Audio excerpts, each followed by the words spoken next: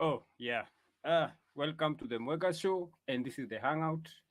And as you can see on the thumbnail, the title, the description, we are live, and I want us to talk about a couple of things. Uh, yeah, so this will be a very interesting. Live, and I want us to talk about a couple of things. Uh, yeah, so this will be a very interesting. Live, and I want us to talk about a couple of things. Uh, yeah, so this will be a very interesting. Just a second. I have to sort something out. It's a conflict of audio from just a second. The monitor. I have to sort something out. A conflict of audio from just a second. The monitor. Nice. Yeah, so now we can continue. Tanirudisha your mouse. Great. Now. Here we go. There. Okay, sasa tuanze tena. Welcome to the Mwegas. Poleni sana, hii jacket yangu inakaa like the mtumba it is. Yeah, now it looks a bit better. Sawa. Now, today we are going to do a very simple hangout. Let me just see if watu wako online so that I tell them that tuko live. Hapa tunaitaga struggle streaming. You are doing everything by yourself. Oh, thank you very much for the 221 subscribers. Nawapenda sana, karibuni sana. And tafadhali, kama umesubscribe, jaribu sana kuona comment. Unakuja una watch videos, unaniambia, because I want to get your feedback so that I try to be as responsive to what you want to watch as possible. So I want to be as responsive as possible to what you want to watch so that I can adequately prepare and make the shows as, like I said, as responsive to what you want as possible. So let me just see if I can share this one haraka. I hope niko kwa page, but let me share this hapa kwanza.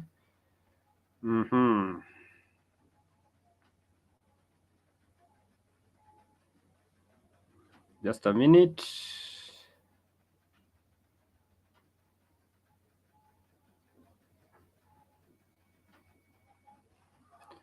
Sawa, that one is shared. Let me share it kwa my page. Hii mambo ya struggle streaming pia. Yeah, tunapambana tu. What else can we do? Na tujafika mahali we are monetized. Sasa tutapeana kazi. Tukue na producer mwenye ako hapo hivyo. Ndiye anafanya hizi vitu zingine. Tuko na moderators. However, we are very thankful that mahali tumefika 222 subscribers. Si jokes.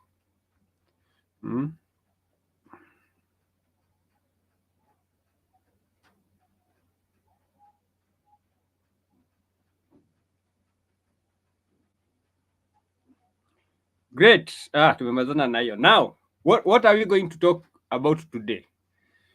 Nataka kuanza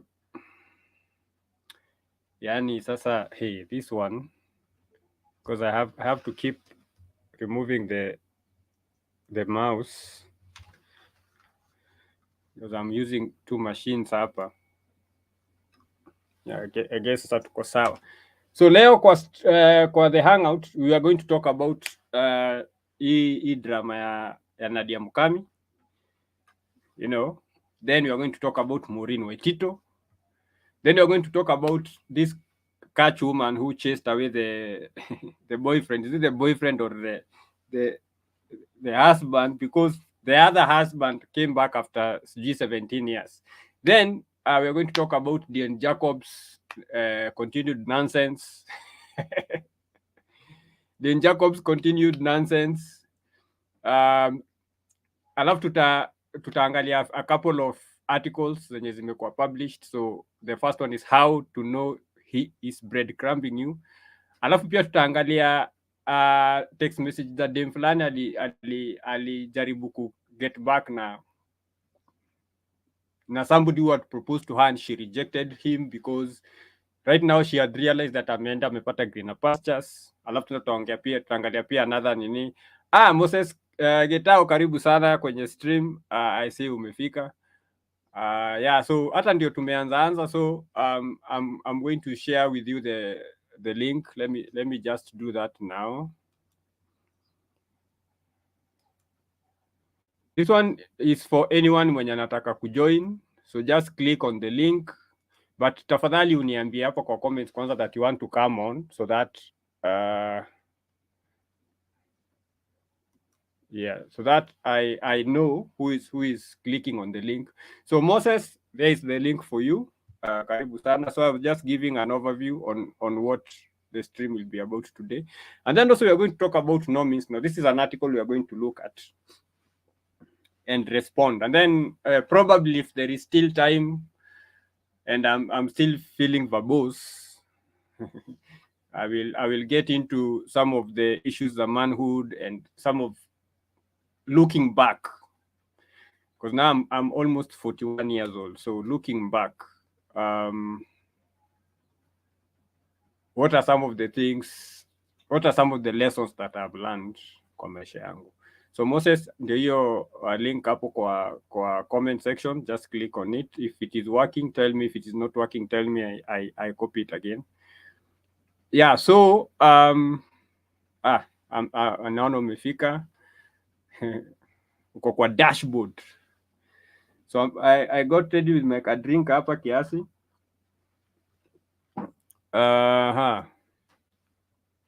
And as always, sio lazima ukue pia on camera. You can, if that makes you uncomfortable, unaweza kuwa na audio. But I appreciate it ukiwa on camera because that makes the conversation more real. Ama realer. So leo at least nimebeba charger ya laptop, so haita tu mess unless KPLC wafanye ile kitu ama watu wapo internet waamue kunifinyia internet. But today we are set. So now like I was saying, ulipata nikipeana overview. So the first thing nataka tuangalie ni history ya Nadia Mukami. And so I'm going to share my screen kiasi, and then we see what she's saying and why it is important that tuongelee your story.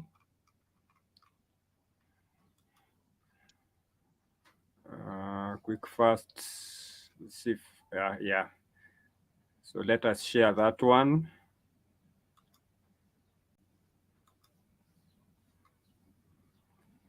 So Nadia Mukami is one of our celebrities. One of our celebrities. So this is what she's saying. So Nadia Mukami insists, this is from tuko.co.ke. Nadia Mukami insists she's not married. So Arobo is yet to pay dowry. So anasema bado ako Soko. So Nadia Mukami said she is still single despite being in a relationship with Aroboy and sharing a son with him. She said Aro is yet to pay her bride price, meaning she is only his girlfriend and not his wife as he claims. So that's the only thing that is important kwa hii story. I don't want kushinda tukienda mbali. So Moses, what do you think about what she's saying? You know, it's funny that anasema hajalipiwa dowry and she's still kwa Soko, but she's playing the role of a wife, because if you are cohabiting, that means that you guys are doing everything that couples do. So even the person who was supposed to, mwenye alifaa hata alipe a dowry, like now, what incentive does the person who is interested in her will get? Because now if ako tayari she's in a relationship, vile hajalipiwa dowry. So it goes to show where tuko mali tuko, yani when it comes to relationship and nini, yani mtu ako kwa relationship and anasema bado, it's kind of she's keeping her options open, you know. So it's a tricky one, but mi hata nahurumia mwenye anasema mwenye sasa atakuja kulipa dowry because now nani haja commit. If now Aroboy hasn't committed, but then don't you think that is a problem? No, she's playing the role of a wife. She's doing everything, wanakaa pamoja, but she says that she's still available. So it's tricky. So Has Aroboy, yes, endelea. nilikuwa nataka kuuliza kama has Aroboy said anything kwa hiyo kitu, kwa hiyo issue? Aroboy juzi si ameshare mpaka paybill ati sasa watu wamsaidie kulipa hii dawari. Haujaona? Na alikuwa ameweka dowry how much? I have no clue and I really don't care. This idiot goes to the point of even putting a goddamn paybill ati Wakenya wamsaidie kununua bibi. But you see Raymond, one thing that nimekuja kurealize na celebrities wa Kenya, you see we are in a country of clout chasing. So me personally, Yes. I really don't give a lot of attention to these people because it's not that they see watoto ama it's not that they don't know ni kama wanacheza tu na akili zetu. You know, they want to keep they want us to keep mention, like they want to keep their names in our mouth so that we have something to talk about. But ukiangalia hii vitu and we are in an era of cloud chasing, everybody is doing this. Hii ni kitu labda hata wamekaa waka script, go and do this and say this and have people talking about you. Najua pia watajipata wana trend, so it inaweza kuwa more, mimi naiona kama ni cloud chasing. Ni sawa. So assuming even if it is cloud chasing or whatever, I just want to talk about the issues raised because you know they are Wakenya ni watu fani because they will still follow this nonsense and because hao watu wanaitago influencer, so kuna wale watu wanakuwa influenced now. Yeah. And I believe it is important. What just happened up? Just a minute. It is important that also people come in and chime in and try to bring a common sense approach or a common sense version of what is happening. Because if we allow these cloud chasers, it's like the American celebrities and whoever. They have to do all this crazy nonsense, and then you see whatever they are doing, watu wanaanza kufuata. Because they are always these gullible people in our nation. Most of them are young. Most of them look up to these guys. Anyway, like you said, very important. This woman has already given for free what she wants somebody to come and pay for. So what is this guy paying for? Because if you are paying for something that is, you know, when you go to the market, unapata gari second hand. If you want a vehicle, unaenda kwa dealership to get a new one, ama unaenda unapata gari second hand depending na uwezo wako or the need. Now if already kitu imeshapigwa imebit, kama hii ishabit, why are we no hate to Nadia, she's already a mother, amezalia huyu jamaa, wanaishi na yeye multiple years, and now she still says that ako single, ako Soko. Whether or not she is or she isn't, that's not even the point. Where does she get the audacity to even try to do that nonsense?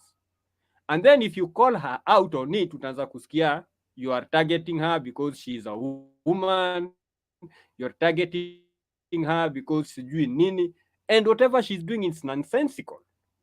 I understand that probably it's because they want to clout chase. So that is something which celebrities will always do. However, do you have to do it this way? Because it is a conscious choice they made, even if they sat down and scripted. Is this the best you can do? And that's why I argue that Kenyans, but they are atuna celebrities. Kenyans, we just have socialites. We just have socialites who trend for no reason. What do you think? Unaona, you see Raymond, Um, we have how will I say? There are two sides to this story. We have majority of the influencers or the so-called celebrities. To them, it's all about cloud chasing and easy drama. It's all about drama. You see, people are attracted to drama, and Yeah. so wakishajua hivyo, again pia uh, people don't like serious things. Actually, say if you are to maybe have a conference and maybe you say you are teaching about money, about relationship hizo vitu, very few people are going to attend. But Yeah. wewe weka show something that is related to drama nini, sijui mambo na entertainment, hizo vitu, like they tend to attract a lot of people. So the people who are not cloud chasing, that is the celebrities, wako, but like they operate quietly. But wale wenye media, alafu pia we said we were having a conversation actually yesterday, I think you were there. The media now, you see the Yeah. media pia, actually if you look at the way they, in terms of what they choose to air, they want to keep people how will I say, distracted, and the way you keep distracted ni kuletea watu vitu kama hizi, what now these cloud chasers are doing. So unapata the moment actually you see a camera rolling, sijui mtu Yes. anajaribu kufanya nini, sijui some drama, that's scripted, unaona. But sasa you see majority of us as Kenyans, unapatanga we are attracted to this drama. Very few people utapata they have focus on important things. So when these people now realize watu hata tukiwapea hii content yenye inawasaidia, they don't bother hata washughuliki, people are ignorant, so why don't we give them what they want? And what majority of people want is vitu dramatic. So this what unapatanga majority of these influencers do. Sijui huyu amekuja na huyu, sijui this one has been recorded in a compromising position, sijui again they are trying to fight in a studio, wengine sijui wamefanya nini, all these things. So they are the people who, the celebrities who wenye wanafanya kitu meaningful kwa society, like they don't Mm. they utawaona ati wakishinda si stories zao zinaenezwa. Actually the media doesn't really give them so much platform as compared to these cloud chasers.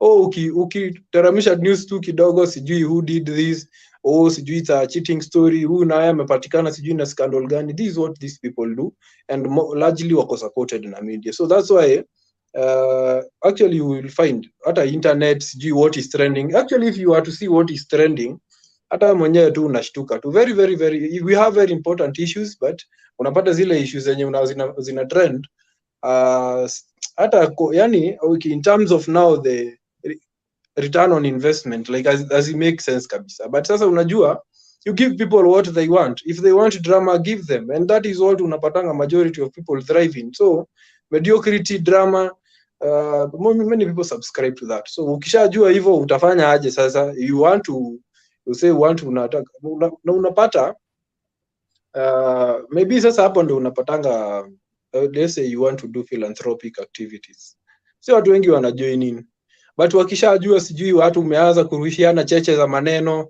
sijui is about comparing who is better than who is more moneyed than the other, hizo vitu, all those drama. So that is what I think about the whole situation.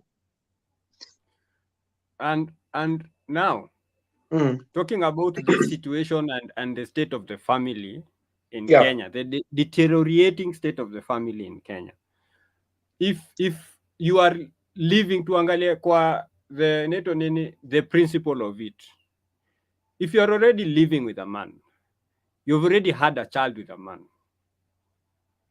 What is another man expected to come and pay for something which you already gave for free? And you'll still see men. I don't know if I should call them men. Let me just call them men because they are adult human males. But they are Yes. not men in the traditional cultural sense. They are just people who lived long enough to be 18 years and to be issued with an identity card. So that's the only claim to manhood they have, that I am over 18 and I have an ID. Now, using men like that, you'll find these men will still come in and now start saying, I want to pay bride price. I don't like the way they use dowry, although now we interchange the two. They want to pay bride price. And I guess there is a reason why they still they insist on calling it dowry. Because now if they call it bride price, then the question is, what is this that you are buying? Because at the end of the day, you have to exchange quality for quality, right? You Yeah. exchange the essence of buying something is you perceive this thing to be of the value of the money you are giving. Mm. And that's why it has a price. And there is a bride who has a price. So you are paying something. Then you'll see somebody will just come and despite all these things, come and pay. Just like this Akode thing. People don't see how it is fucking up the family. Yeah. Because Mm. and I've been having this nice lighthearted conversations with some of my female friends who are single mothers on Facebook, and you will see all of them coming in to defend her. This time when she was told she's not going to give this whatever speech in whichever school. And now they are defending her. Like, why? She raised her kids well. It's like, yes, those are her kids. She can raise them the way she wants. But on this other side, it is parents who said we don't want that person to come talk to our children. And then now it Mm. was turned into wamemkataza kukuja juu ni single mother.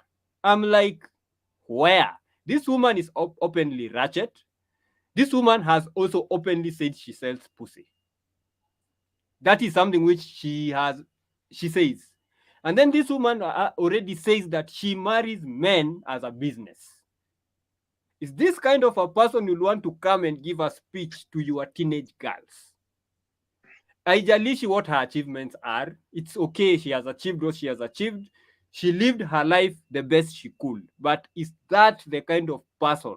Couldn't they find somebody better? That was just my question. Now, Lisa, okay, there are plenty of single mothers huku nje, but awangetafuta tu mmoja who is popular enough and one who does not go around saying all these things that Akode is saying. Then you see their defenses, but ni kitu inafanyika. And then I'm like, okay, let's take that argument to its logical conclusion. Let's say Mm. I am I'm a contract killer. I murder people for money and I'm very successful. Would you like me to come talk to your children? You know what I do. I say what I do. Openly, everybody knows I kill people for money. And I'm very successful. I have, I drive in expensive Nini. So when it got to that point, they could not come and say, no, you should not, because now that already rubbishes their argument. Because the argument is, but this woman is successful. And my question was, if I killed people for money, and I was very successful at it, and I am rich, and I am open about it, would you allow me to come talk to your kids? So there is this thing where women carry water for others. Because now if I am saying Akode, I don't believe Akode should do this, then instead of them looking at Akode and looking at her as an individual, they see her as a representation of themselves. So it is like me saying, wewe huwezi enda kuongelesha wasichana. So to them it's personal. They are no longer talking about Akode, who I'm talking about. They are talking about themselves. What do you think about this thing where women just find ways of making it about themselves? You are talking about some random general woman somewhere, and then suddenly, for them it is, you are talking about me. What do you think about that kind of thinking model?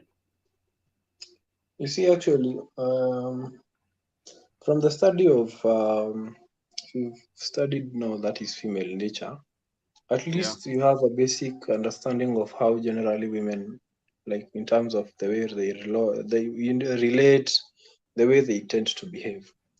Unajua, for Yeah. one, when somebody is defending somebody who is clearly on the wrong, what they are trying to do is kind of how will I put it? Like if they were in the same position, they wouldn't want you to judge them. You Yes. get? So wanasema that she's a role model, or okay, it's more of like it's a kama manipulation, yani inafanyika pale in the sense that and pia kuna ile kuwa hypocritical openly in the social media. By the way, they will support her, watasema ama they are going to support that person mwenye ako hivyo, but if you are to confront them physically, they wouldn't say. Actually watakwambia how would you feel if somebody who has the way they have accumulated their resources or their wealth is through dubious means, and that is the person you want to choose as a role model. Obviously kila mtu atasema no, unaona. But sasa because it's on social media and you're just typing, hakuna mtu atakufikia pale, and you just ni kusupport sijui nini. You guys they are now twisting now the conversation, ikaya sasa ni kama people watu wanamuonea, ama people are not are judging her because of her situation. Ukisema unajua the term single motherhood, if I understand it very well, ni ile in the context ya maybe like you've just got married and maybe your husband amepass ile like abruptly, you check it. That is a different situation from ile you go find a guy, hata hujamfanya any type of vetting, you get a kid, and then clearly that guy has shown that he's not responsible, and then you are left to, uko pale unasema all men are this, all men are this, and then you resolve to kukua tu, yani wewe is more from one relationship to another, from one relationship to another, and it's not that you are hiding it, you're actually doing it openly, unaona.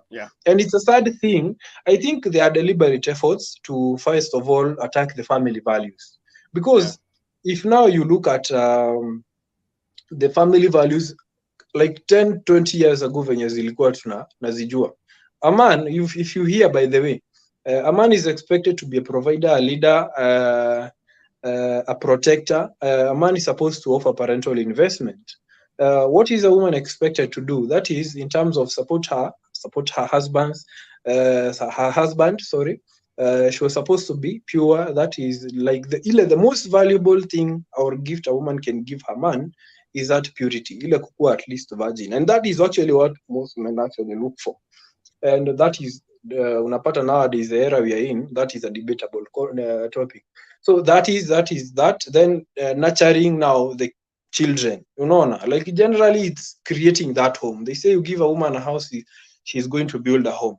But now and we had said this, since Kenya is a country, we are becoming more and more westernized, and in terms of our values, if now we are copying everything, ukiangalia hata sahi, if you check in the West, sahi the state of the family, the rate of single motherhood iko juu, and it's not that those men are dead, but there has been a deliberate effort to remove men from their families, because once you do that, then that family becomes dysfunctional, or that family will break down, because a man is a symbol of discipline and authority. So the moment you take away that from a family, so that means that even if now the woman will remain, unless sasa unajua kuna exceptions, there are some women who really understand that there is that role of a man and it cannot be replaced, but majority tend to think, actually that is why you see some women hijacking in even Father's Days.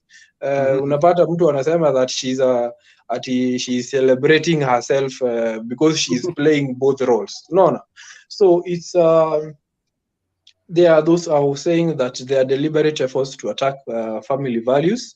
And unapata nowadays people now turn the conversations where maybe a lady is she's respectful of her husband, she supports her husband, she doesn't see wale wa groups gossipers, and she that all those qualities of a good woman, and she is now shamed for being that. No. Very, very, very, very sad. So it's and if you see the kind of role models that some women are really emulating, acha unaambiango aje, like your friends will definitely speak more about you, the people you choose. Ukiangalia huyu mtu, this person ni mtu yenye yeye unapenda kuhang out na baba, ni mtu throughout weekend, like the 4 friends, let's say you have 5 chicks and you have now the fourth one is ni una analyze. So you look at the four ones. Huyu ni night out, ni ma vacations, sijui ni kufanya nini, all those things. So it wouldn't take you long actually to decipher the character of the fifth one. So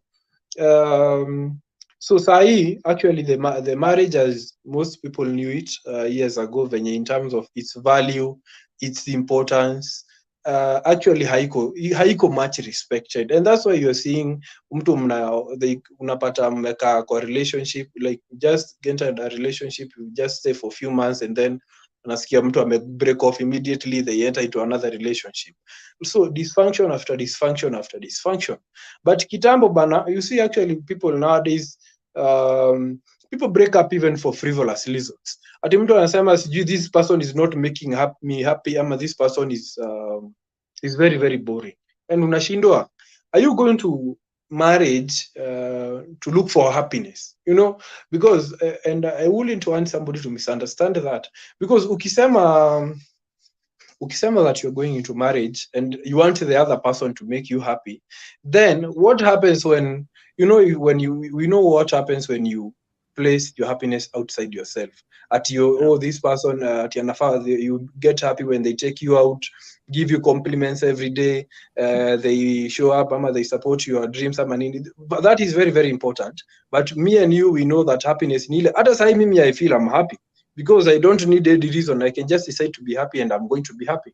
But ile akusema that you're going to marriage and you're putting all those expectations on the other person, and then the other person actually anakuturn down, you find that sasa mtu anasema, oh, I'm no longer made being happy, I'm not given attention, so I want to quit my marriage and go and look for somebody who's going to make me happy, and the cycle continues, because that is something, though, it's something unachievable, unaona. So back to what I was saying, it's very sad. It's very sad na hata ukiangalia sahi that is a state of relationships and marriage as today.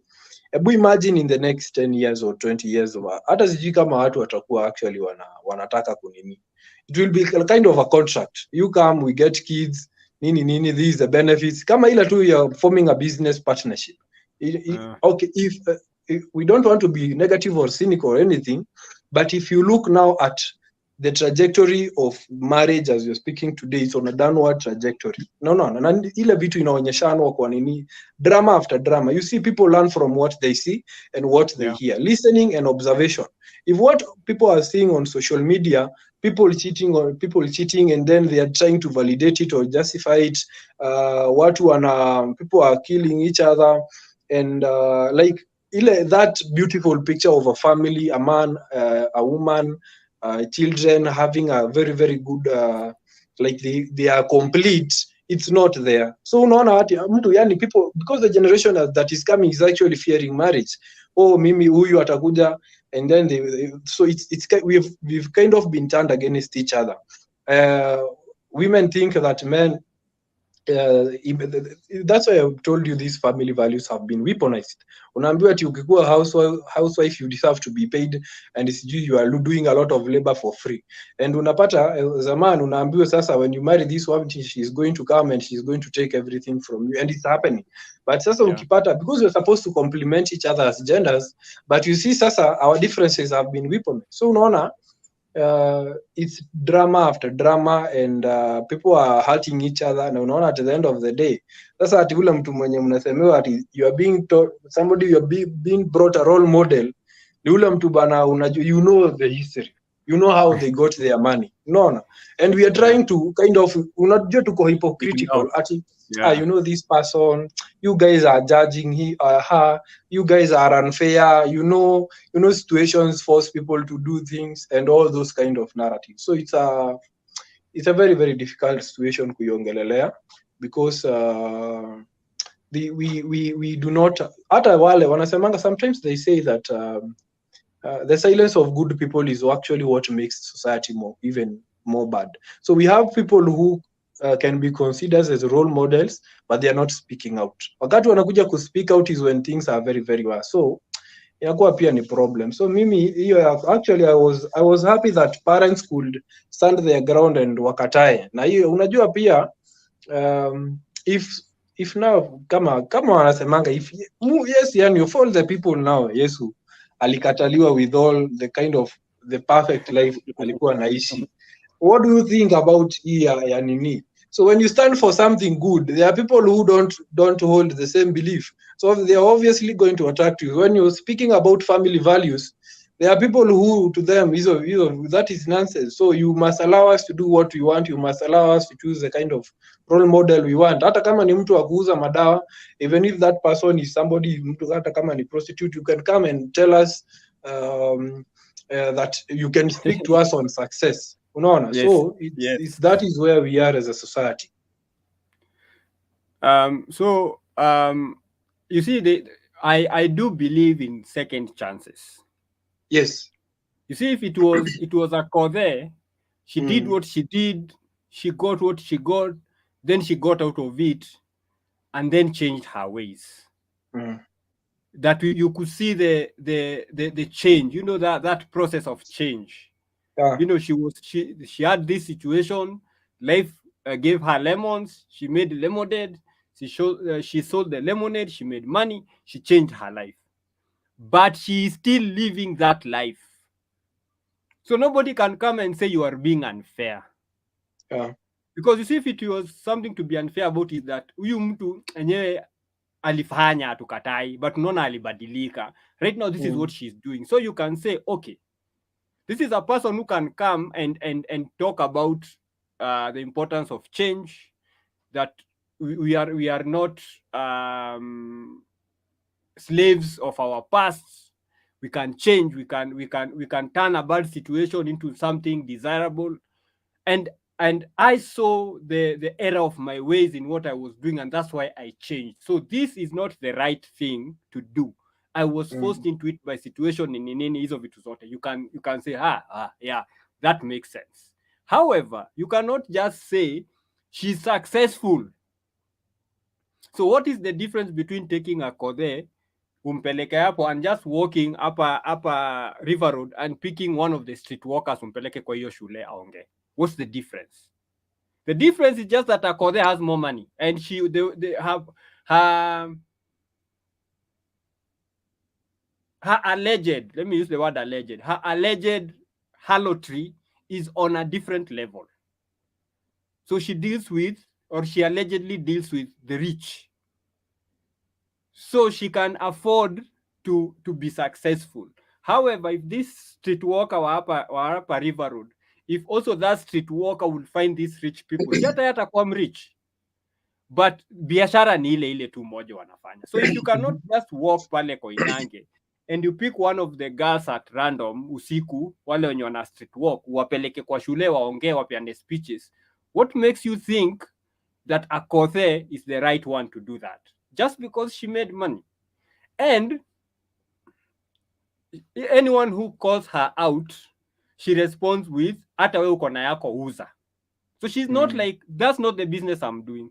That could be something like, we can say, yeye ana respond hivyo because the mtu wako rude. So why should you defend yourself?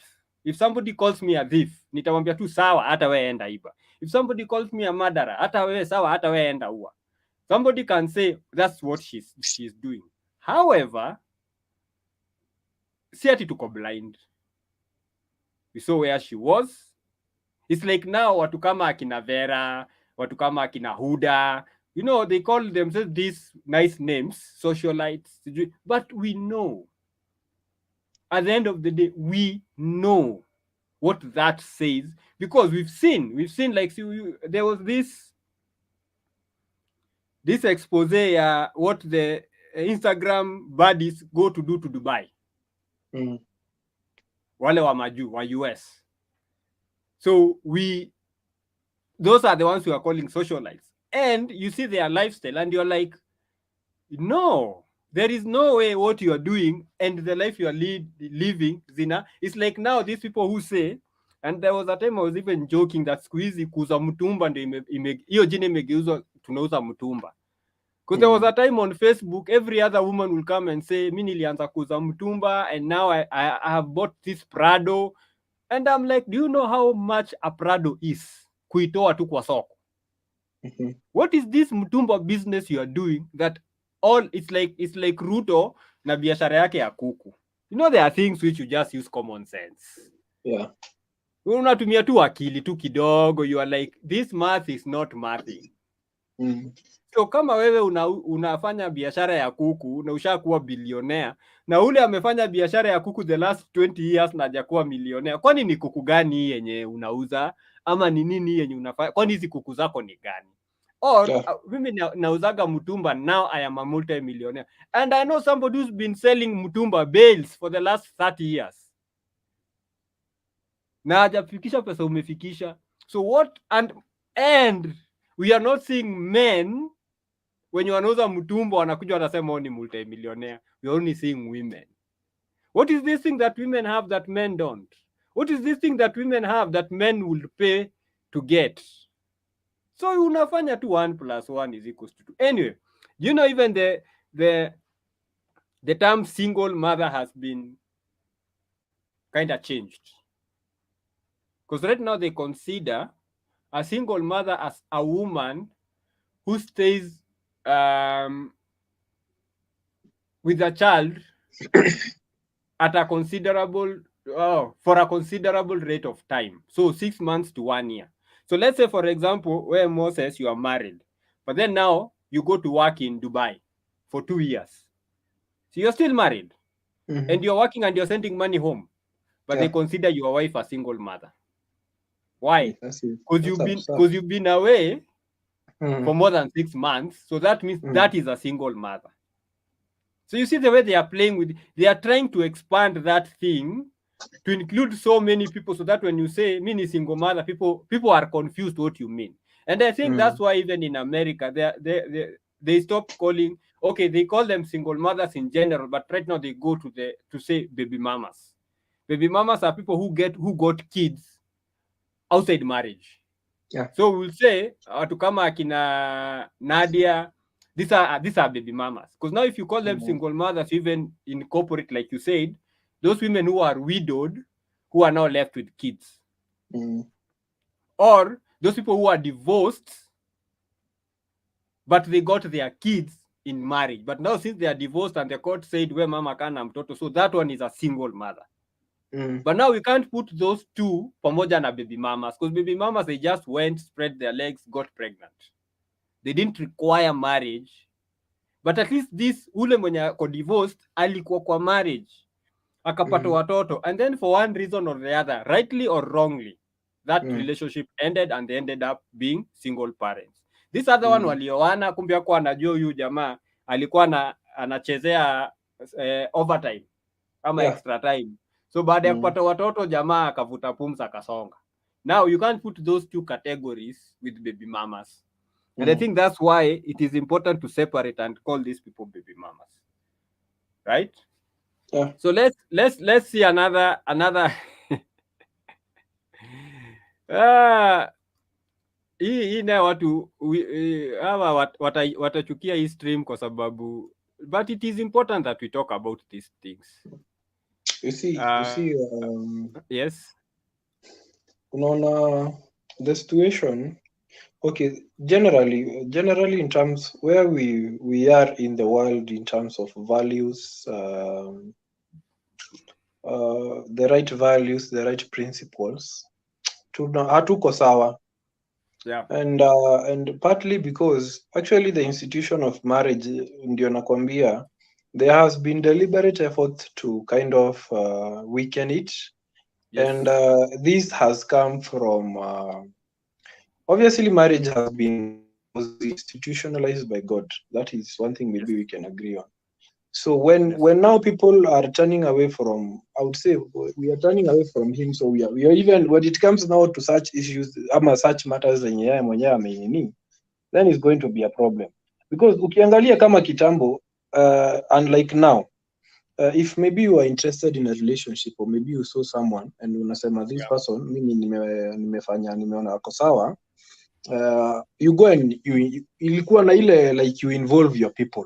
Unlike now where people are just, nimepatana, sijui there is some sort of chemistry and you guys start manzana na relationship and you've not taken, when it comes now to serious matters kama marriages, there is a lot of things that are involved, rather than sijui this person makes me happy, sijui I love this person, because love, we know that love is unsustainable when it comes to marriage. Hauwezi sema ati love hiyo itakuwa tu mtakula love sijui.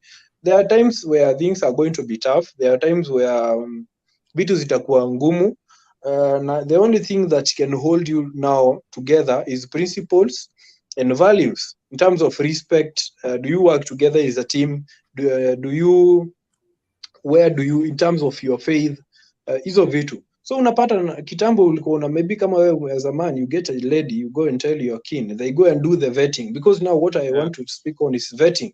A lady is vetted, wanaenda wanaangalia in terms of her family, where does she come from, because there are some families zenye tena when you get married into those families, it will be, your marriage is going to be hell, because a lot of issues, vitu zingine hata sahi, yani wewe mwenyewe on a personal level, because of your inexperience, you won't be able to not kuzijua, unasikia. Sijui this is what they do when there is a this occasion, ama this is what they believe in. Unapata there are more differences that there are more in terms of similarities. So when you have more differences, itakuwa ngumu sana kusustain ile relationship, and that is why the whole vetting process was over. So when you send your people, kama ni the side of the lady, maybe that guy, hata wewe sasa msichana wako tuseme, assuming akuletee kijana akwambie, daddy, this the guy that I want, that he wants to marry me.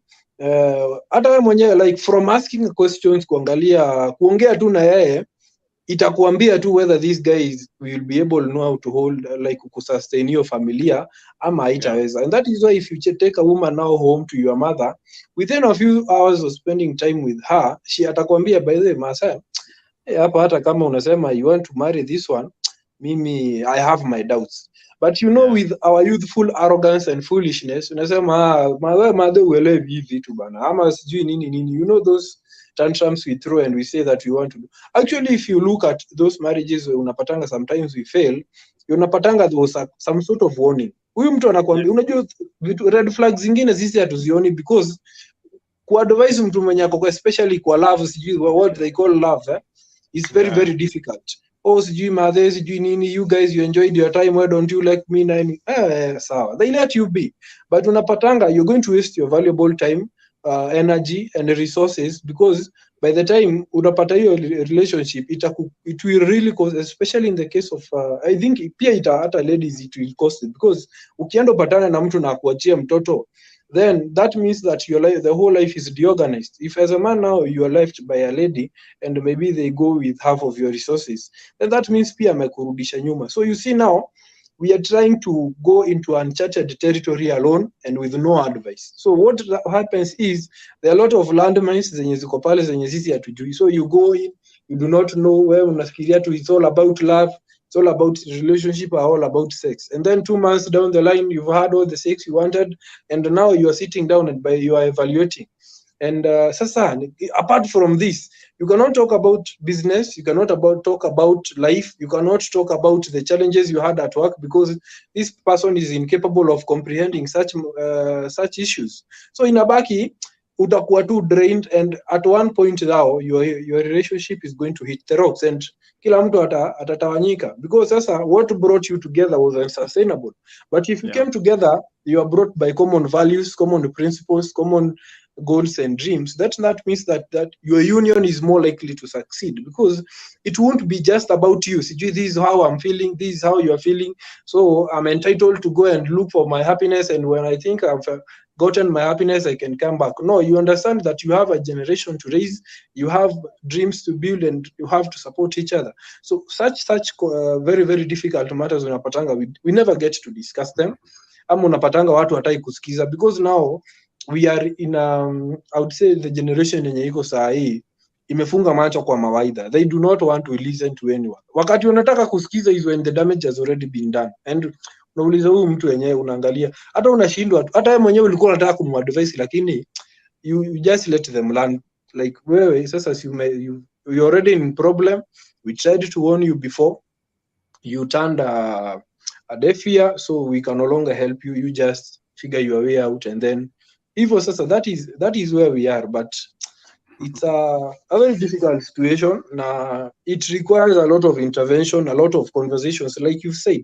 When you talk about these difficult things, because most of us actually, especially unapata wale wazazi wa kitambo wako wanataka kuongelelea hizi vitu, unaona. But when you have these hard conversations and we put our emotions aside, we try to be as objective as possible. Why are relationships failing? Why are we experiencing more and more scandals? Why are more and more people killing each other just because of sijui breakups and nini hizo vitu? So then we can be able to get to the root of the problem.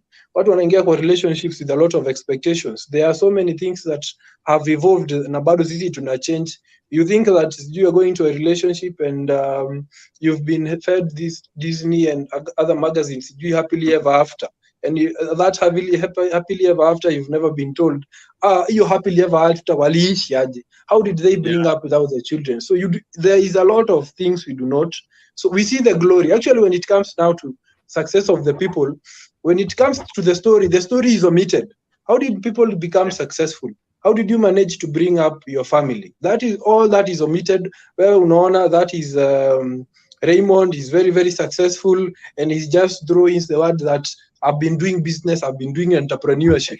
Hiyo entrepreneurship ni nini? Inaweza kuwa ni wash, inaweza kuwa ulikuwa unafanya hizo ma contracts, sijui kukuwa contract killer. It could be anything and it could also be something genuine. So that is where we have to be interested in people's story. If your story does not match the values that we as a society embody, then unatuambia nini? Ati mimi I can just go out there nikuwe nalala na mama and then I come back here and start teaching guys at this is what you need to wake up early, you need to go to hit the gym and I've never done any of that, unaona. So it's totally hypocritical and ni kitu yenye inafaa iongelelewe and you have to call it out. If somebody has been successful, then tell us how are you successful. Ulikuja kutoka Murang'a huko ndani, yes, ulienda shule wapi? Who are you, nini, watu wagani who can authenticate your story? Unasikia watu huyu jamaa tulisoma na yeye, this guy was really hard working, they had a lot of troubles growing up, they were really poor. Then after high school I was working some jobs here and there, campus hivyo. Like your story adds up. Si ile kutuambia that guys, for you to be successful you need to do this and this. That story must be, that narrative must be backed up with a story, and that is what is really missing now when you bring in these celebrities. Mtu anakwambia amesucceed but sasa hiyo success yako imetokana na nini? Was it ulianza wapi? Ni kibanda? Were you employed in a kiosk? Was it that you had a skill and ulianza kumonetize, ama wewe maybe ulichukua the easy route? Umeenda kama ni vijana unaenda unatafuta mama, kama ni msichana ni mbaba, and then you come and start preaching to people that for you to be successful sijui mambo na dignity. What dignity are you really talking about? Yeah, talking about people, most of us don't want to speak truth, and it's because tuko kwa hii era ya I don't want to cause offense. Exactly. And why should it cause offense if I ask you ni sawa, okay, wake up early, go to work, okay, tell me where you've worked. Mimi nilikuwa na work Kenya Railways for how many years, as what? As you mtu wa kuendesha hizo trains, how much were you being paid? This much money, sawa. So how did you get from there to here? And not even that, I bring you somebody else who worked the same job na hayuko mahali huko. So what did you do different? And you find some people, that's where the story now starts to become shaky. It's good wakati tu naambia tu watu ni aji, mimi naye nilikuwa nalala na wamama, that's what I did, that's why I'm here. Don't come trying to, and I'm not saying, I'm not putting my morality on people. I just want you to come out clean and say this is what I do, and then I can judge whether the way I can rationalize how I'm going to engage with you. Because at the end of the day, who are these people who are sleeping with prostitutes? It is men. So they are providing a needed service. Yes. Right? They are providing a needed service.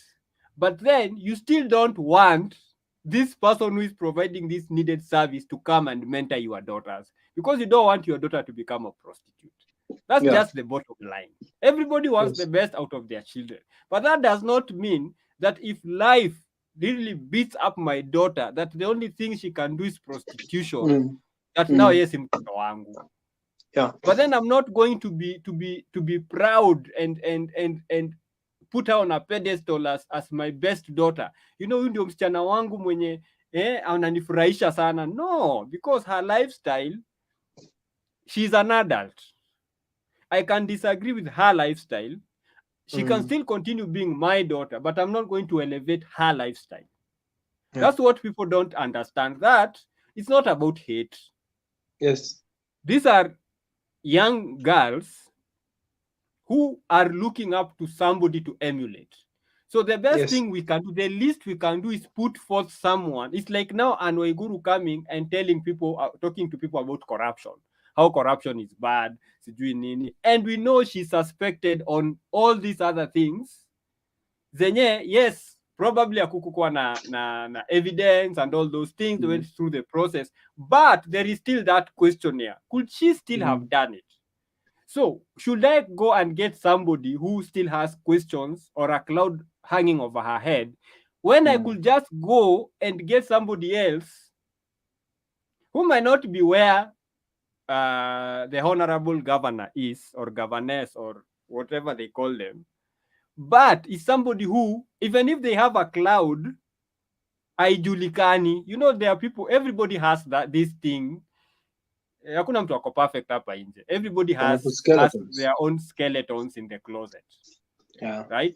But if these skeletons hazijulikani, we are ignorant of it. We might find out baadaye that kumbe huyu jamaa alikuwa contract killer.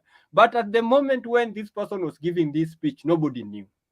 But you can't just go pick somebody who has mud all over their face, and then you come and try to bring them to talk to people about personal hygiene and the importance of taking a shower. No mtu amejaa matope kwa uso. It's like, what are we saying? Anyway, stories are the marriage and happiness. Me, I tell people, if you want to be happy, stay single. If happiness is what you want, tafadhali stay single, because you are your own boss. You run your own time. Hakuna mtu anakuuliza maswali. You are good. You work when you want to work. If you quit work, nobody's going to ask you questions. It's your life. But now you can't go to marriage to look for happiness, because that's not even part of the deal. That's not even part of the deal for marriage. You are not here to be happy. In fact, the only thing that is guaranteed is misery. And not like you are miserable because you are worried about other people, not even yourself. Unaweza kuwa perfectly happy with where your life is. But as a man, if your wife is not good, you'll be miserable. If your kids are not good, you'll be miserable, despite what personally your life is at. Because you have a lot of other people to worry about. Not only do you have to worry about your wife and kids, you also have to worry about her family. Because something happens pandile ingine, you are part of now that extended family. So if anybody gets into marriage for happiness, unajua hiyo mtu atumia akili. So that's the first red flag, that you are marrying an idiot. Because why should you? I don't even make myself happy half the time. I don't even make myself happy half the time. And I have all the encouragement, because everybody wants to make themselves happy. But how many times do you even think about your own happiness? But now you want me to make you happy. I am struggling to make me happy, but you think I'm going to prioritize you.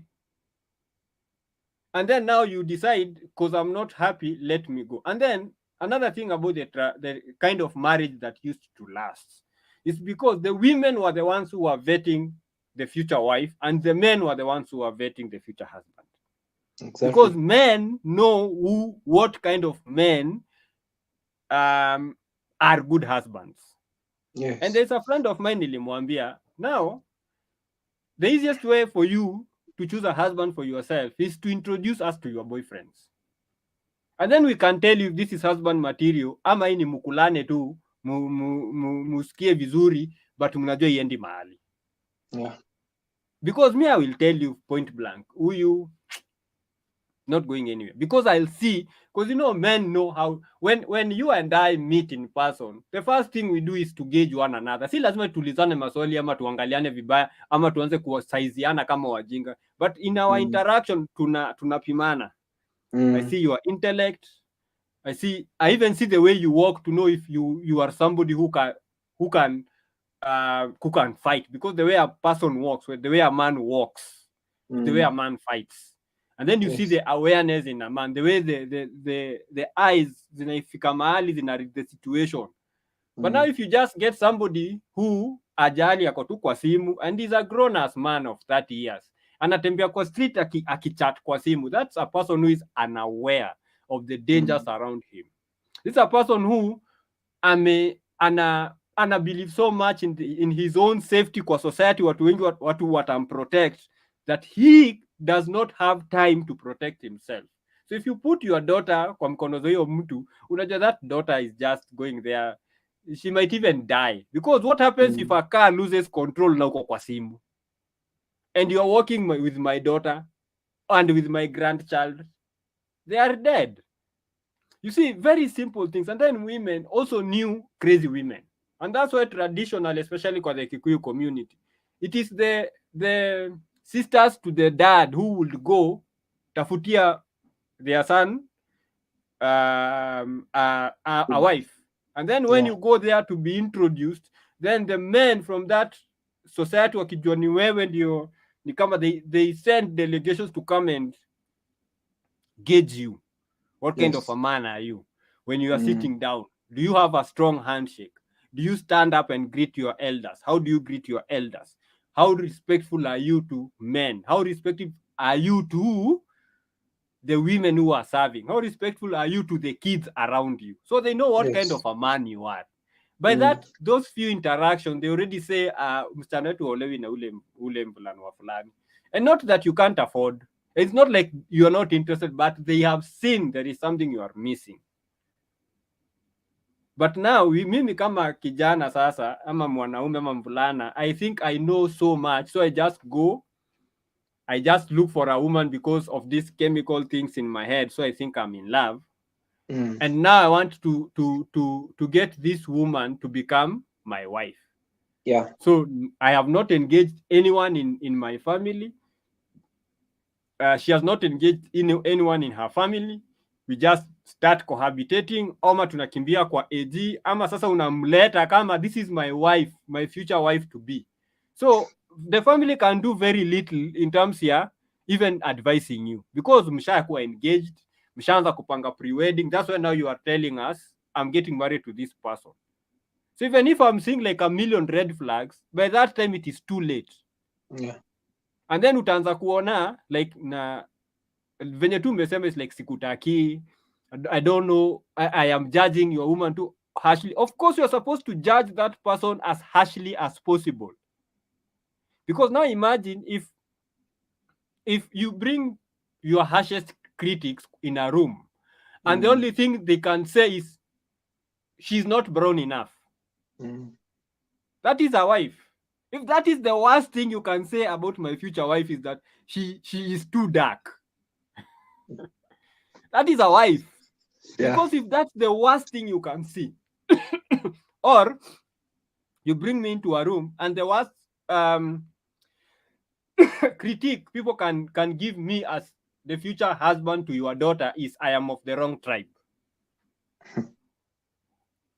They have nothing against my character. They have nothing against hizi vitu zingine zote. So the only thing they have against me is I'm of the wrong tribe. Yeah. That could be a factor. That could be something significant because of the conflict in culture and everything. But if that is the worst thing, we can sit down and say, you know what? Now you as the wife, when you come over to our side, you become of my culture, because I am not going to be of your culture. Me, I'm not married to a Kikuyu, but she follows the Kikuyu culture because I am the husband. So I'm not going to start worrying about culture yenyu. The only time I worry about culture yenyu is probably when there is something happening in your place where I am supposed to go as your husband. So I have to understand how how am I supposed to, like the way Kikuyus, they have all this, and I know even people from the coast, they have all these different greetings for this different kind of age of people. So I need, even Kambas, they have, Yeah. like there's a greeting for elders, there's a greeting. So you need to know those ones, because those ones, that's for interactions with the people. But then Yeah. you're not going to be thinking about hizi vitu ndani sana, because you are not of their culture. She's the one who needs now to come to your place and now learn the deep culture of the people, because now she's ours. Now, like I said, if women want happiness, if men, and it is crazy that even men are talking about the nonsense of happiness. That this woman is not making me happy. Like, it is her job to make you happy. She is a wife. And then also the fact that we think, like, we take the secondary characteristics of marriage and make them primary. For me, I tell people, marriage is for one primary thing, just one, just having children and raising children. That's it.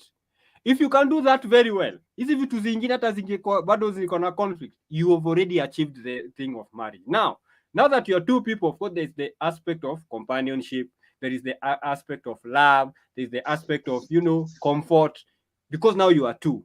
But the Yes. primary one is, do we have children? Are we raising them the right way? That should be the biggest concern. Now, because we'll die, and then the kids will remain, and then people will judge us. Somebody will judge me when I'm long gone, when they look at my son, the way he's behaving. So they'll ask, huyu baba yake ni nani? Because probably I fucked up. I am long dead. My wife is long dead. Now people are talking shit about me because I raised my son wrong.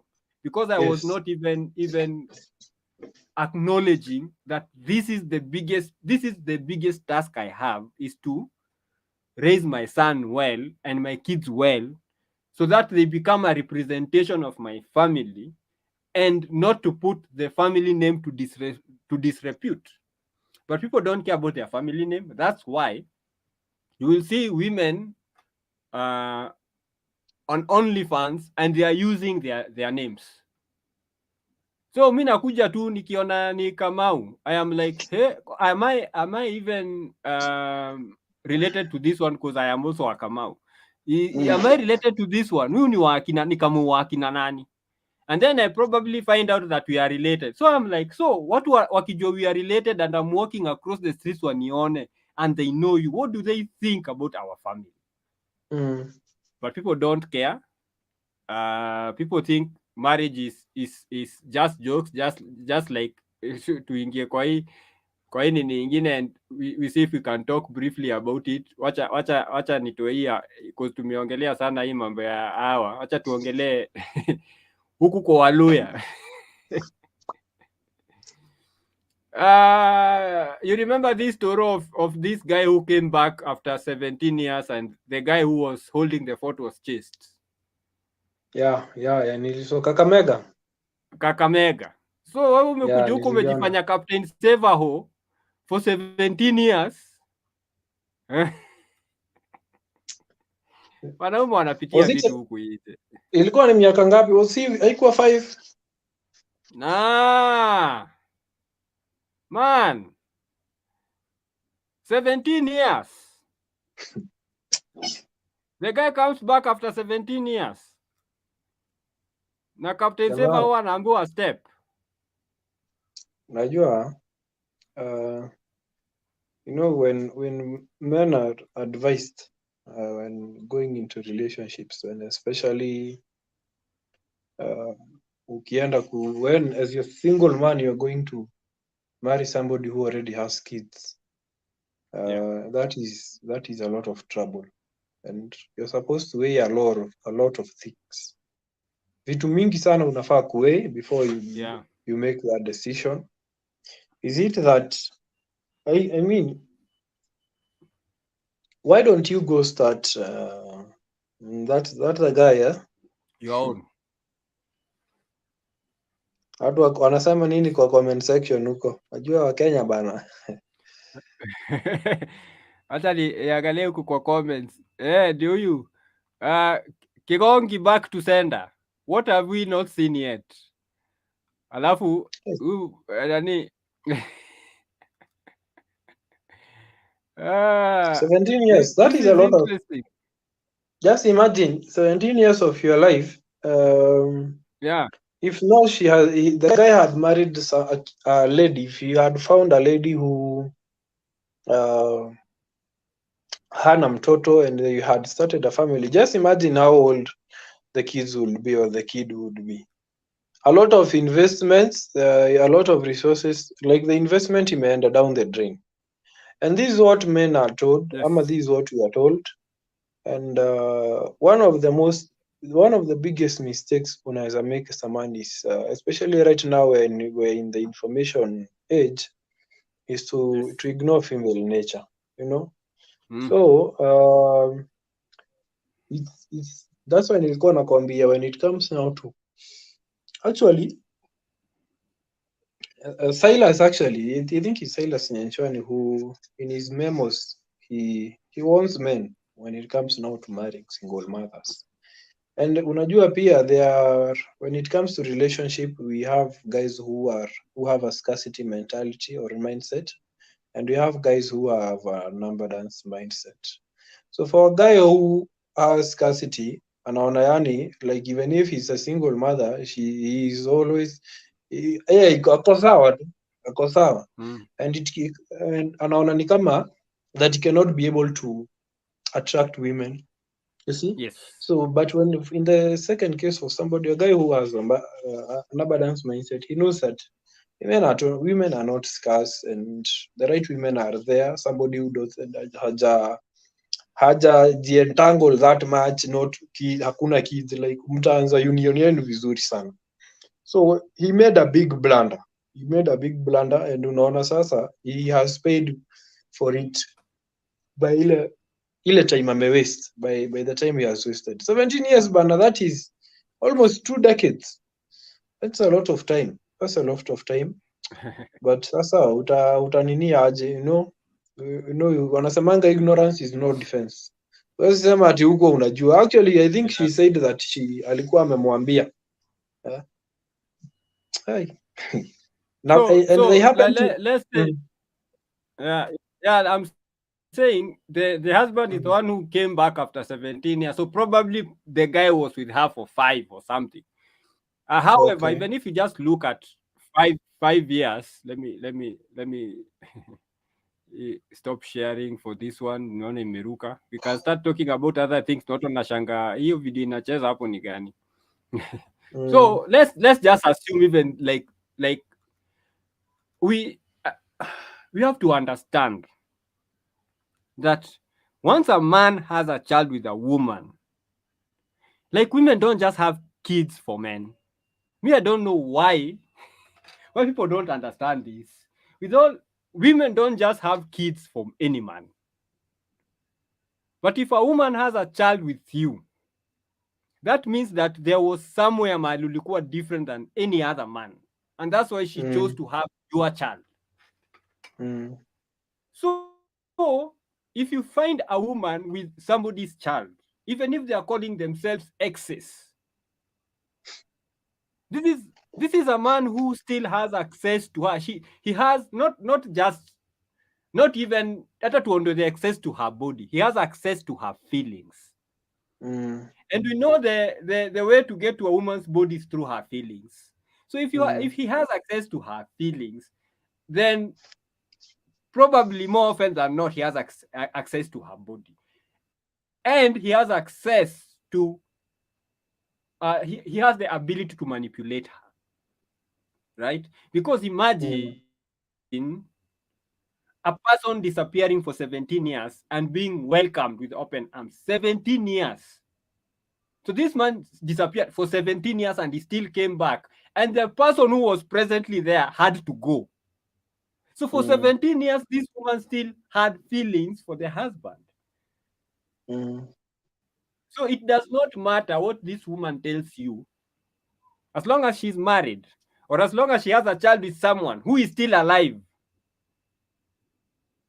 That should be a no-go zone. That does not mean amwezi kulana.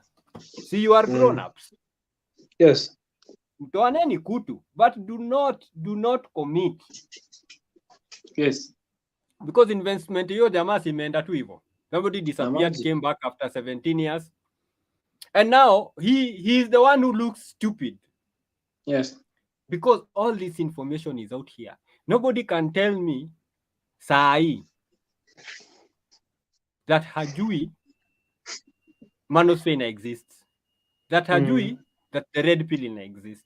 And if mtu hajui, ignorance yake haiwezi kuwa defense. And most women think that when we talk about single mothers, it's out of malice, that tunachukia single mothers.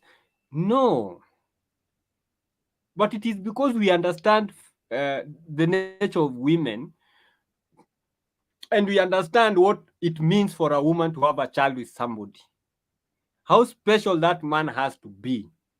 Because every time this woman looks at the child, she sees the father.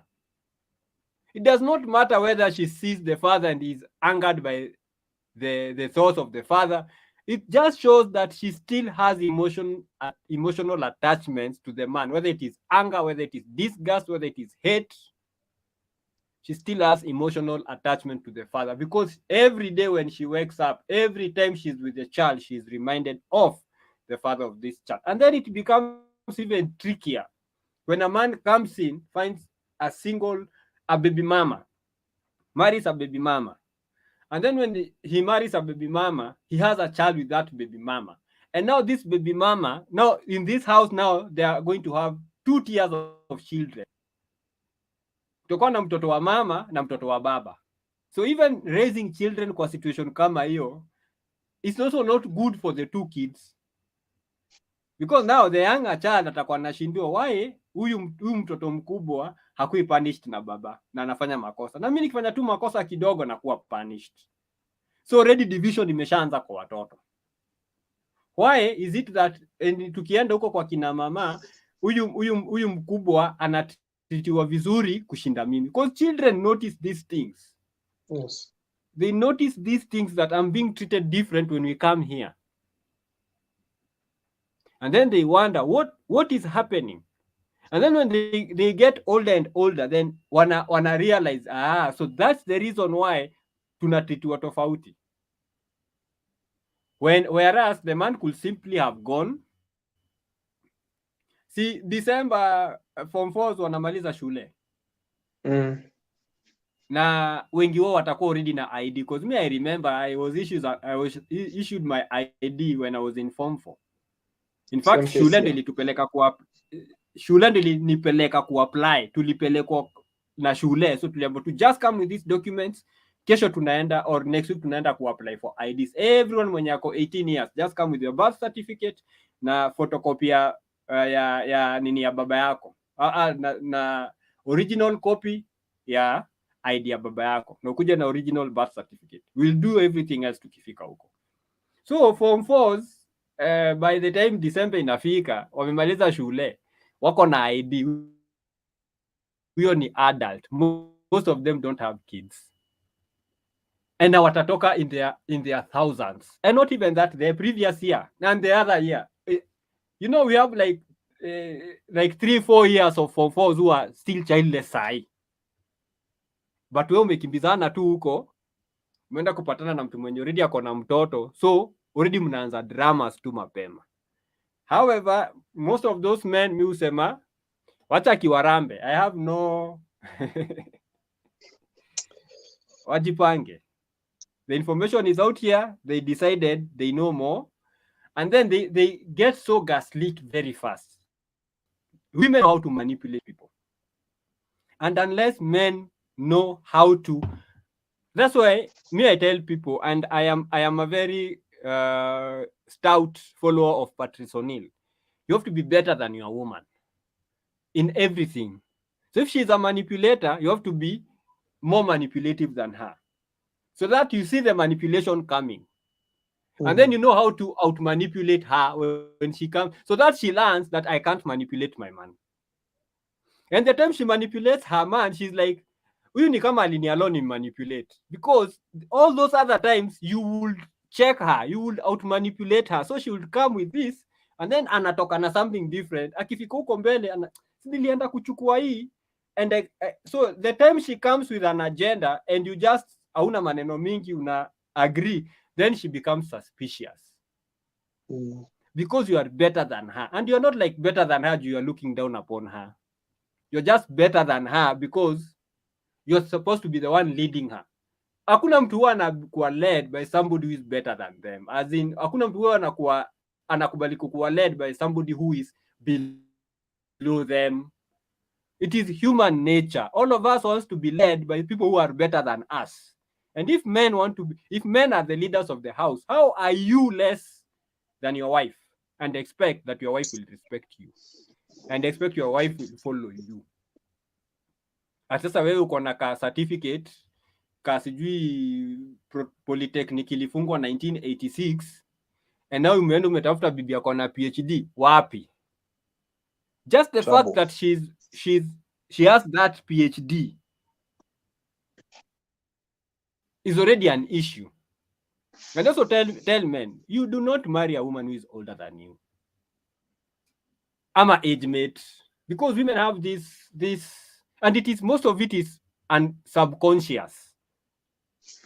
They don't know, but kuna kale kama dharauka, huyu jamaa tunatoshana, unaniambia nini? Wewe na ni mdogo wangu, as in, what is a child telling me? As in her head, she's not like thinking about that consciously, but then subconsciously she looks down upon you because you are young. You are younger than her. Yes. Mtoto wataniambia. It's like you sasa mtoto tu wa form 3 akuja kujaribu kukuonyesha venye anajua life. It's like, no nigga. Mimi wewe hiyo ndio ile tunajua. But mimi nimekuwa hapa nje, I know how to. Wewe bado unalisho na baba yako na mama yako. So what do you think? Yeah, you can get kwa Google and do a Google search and you read. But what you are telling me is theory, which is well and good, but mimi nakwambia vitu practical. I've been out here, it's like now mtu mwenye ako form 10 na kufunza how to make money. Ametengeneza pesa gani? That I read. It's like, yes, you read. But have you put that into practice? So at the end of the day,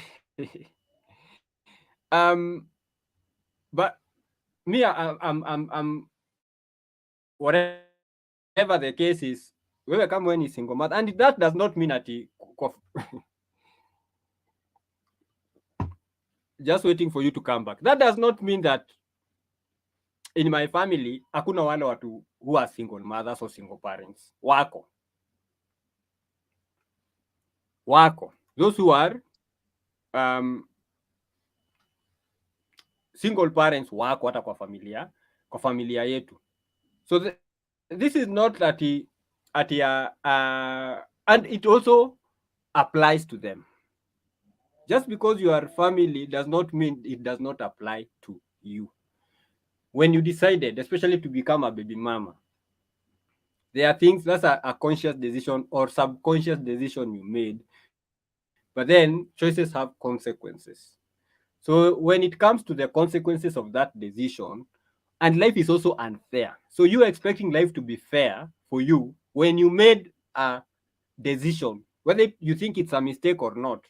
There are a lot of things you cannot expect. It's like me, decide not to go to high school, decide not to go to campus, and then I want to go apply for a job that wants somebody with a master's. It's like, I won't even make it to the interview because you meet those minimum requirements.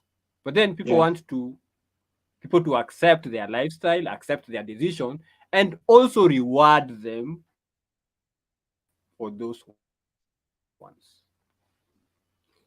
So what are your thoughts about this story? I want us to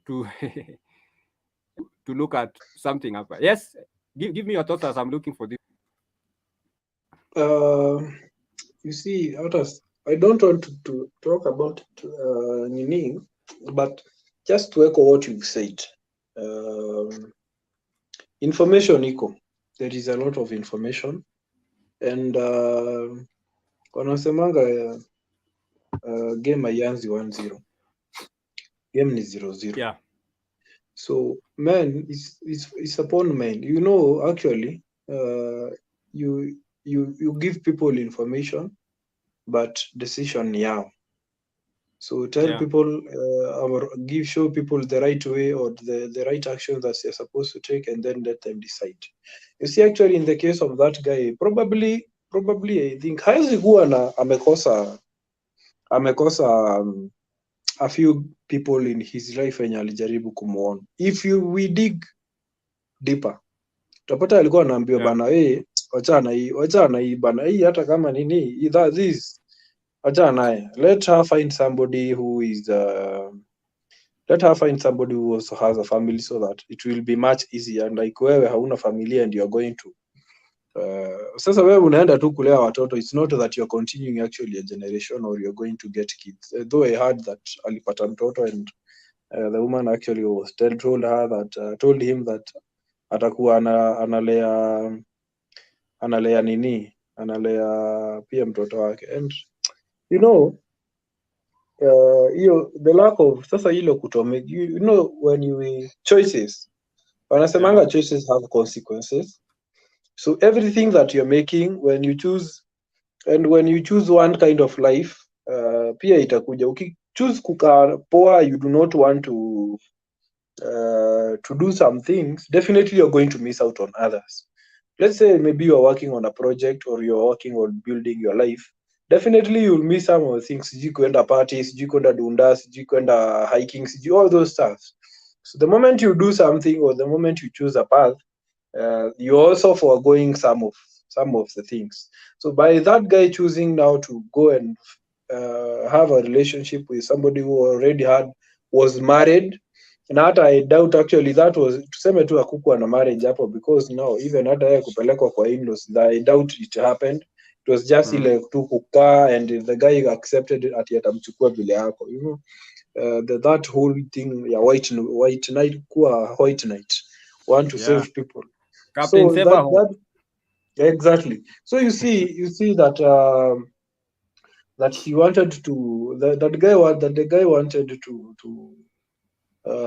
get into that relationship for many reasons, but ye mwenyewe alikuwa anajua, he knew the risks involved, na sasa materialize, so he has to handle that situation. So it's I'll call it an invitation to all men, at least wakati when you're getting into a relationship, wewe vet ule mtu mwenye mwenye unasema unataka kuingia kwa relationship, and also listen to older males bana. You know, labda yeye I am very very sure that he was warned but hakusikia. So it's a tough lesson. Maybe hata sisi tunadhani ni ngumu kwake. Unajua the people by the who pia wanaamini wewe unaona, yani venye ile choice amemake itamu affect, but yeye ako sawa.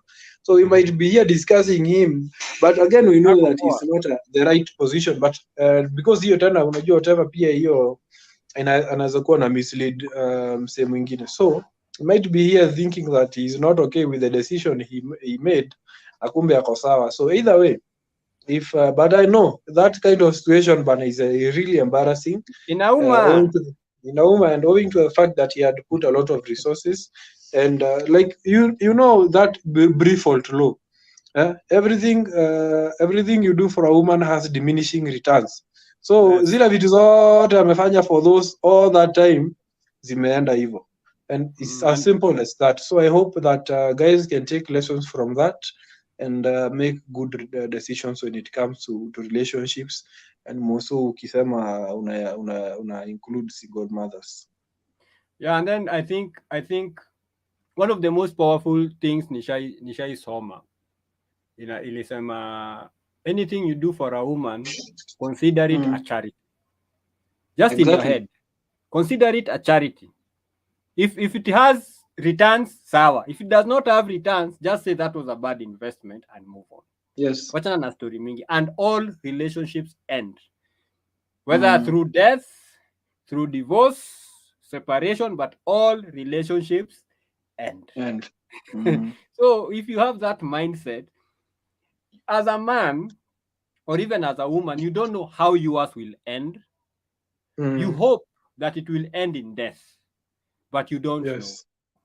But if Yes. you understand that all relationships end, they end and they might end differently, you might, yes, your end ikifika, it will be devastating. But then it is what it is. Anyway, I want now to shift gears, and I want us to look at this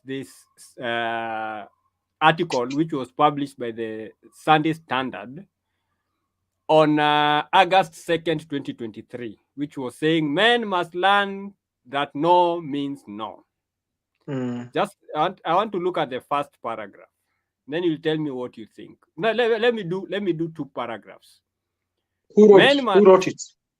It was written by yeah, of course, that famous La Patrona, the Ah. one who is always being thwacked by Aliet. Sawa So sawa. men must learn. Men had been taught since birth that a woman's no is not a no. They have been led to believe it means convince me or be more insistent in your pursuit of me. And for that reason, women are stuck with a bunch of entitled men who were never introduced to the concept of rejection. They all believe they can get any woman they set their eyes upon if they try harder, not knowing how unattractive it is. That belief is built from the archaic idea that women should play hard to get. The belief has brought upon more harm than good because men never listen when women say no. Instead, they pressure women and disrespect their boundaries, and eventually that old and tired belief turns these men who have never been taught to take no for an answer into rapists, stalkers, and people who do not understand the concept of boundaries at all. Reaction? Abu endelea. I actually need that. You're going to share that article. I will need to. I need to share it somewhere mahali pia iko ka group of men pia ichambuliwe vizuri. So this is simply that she just goes on to the first two paragraphs ndio ziko na weight. The fact that men have been taught since birth no is not a no, and they need to chase the woman, and then that belief turns men into rapists, stalkers, and people who do not understand the concept of bonus. Because some part story ya clubbing nini, so just like nini to nini. And then let's say, wacha tuangalie the last one on sex. Men have to accept that women understand desire the same way they do. So hapa kuna typo, the same way they do. If a woman wants you, she will say it. The moment you pressurize someone who is insistently pushing you away into saying yes, you become a rapist. There's nothing like playing hard to get. It's simply an excuse abusive people use to get away with being stalkers and rapists. Your reaction? You know, number one, I think La Patrona is a feminist. So you do not okay. She anything that she writes is not objective. There is always okay. Inaweza kuwa, and I agree with some of the things, but you know that as humans we are susceptible to being biased, which is true. Yes. And I think in the context of relationships today, she's right. She's right that men should learn that no means no. You know, kitambo, the way the relationships now, the relationships dynamics like 10, 15 or 20 years ago, whatever she has described now, ile ya kitambo. Ya kitambo ulikuwa una dema actually that it was now when you say no, watu walikuwa shy nini, we were a bit, tuseme tulikuwa uncivilized. When you pursue ilikuwa kitambo actually, and these were actually most men umepata. If now we haven't updated our softwares when it comes to intersexual dynamics, we get wrecked because we still think that the world that enye ilikuwa hapo 20 years ago, it is the same thing, but things have changed today. So kitambo ilikuwa, it was sorry, have they things have changed in the sense that ukiangalia kama saa hii in terms of unajua ile kitu yenye nowadays actually you see that feminism movement the campaign also led to a lot of introduction of laws. Unaona Yes. that Yes. saa hii a woman can, when you maybe hata kumwangalia ama just make a very very mean comment, she can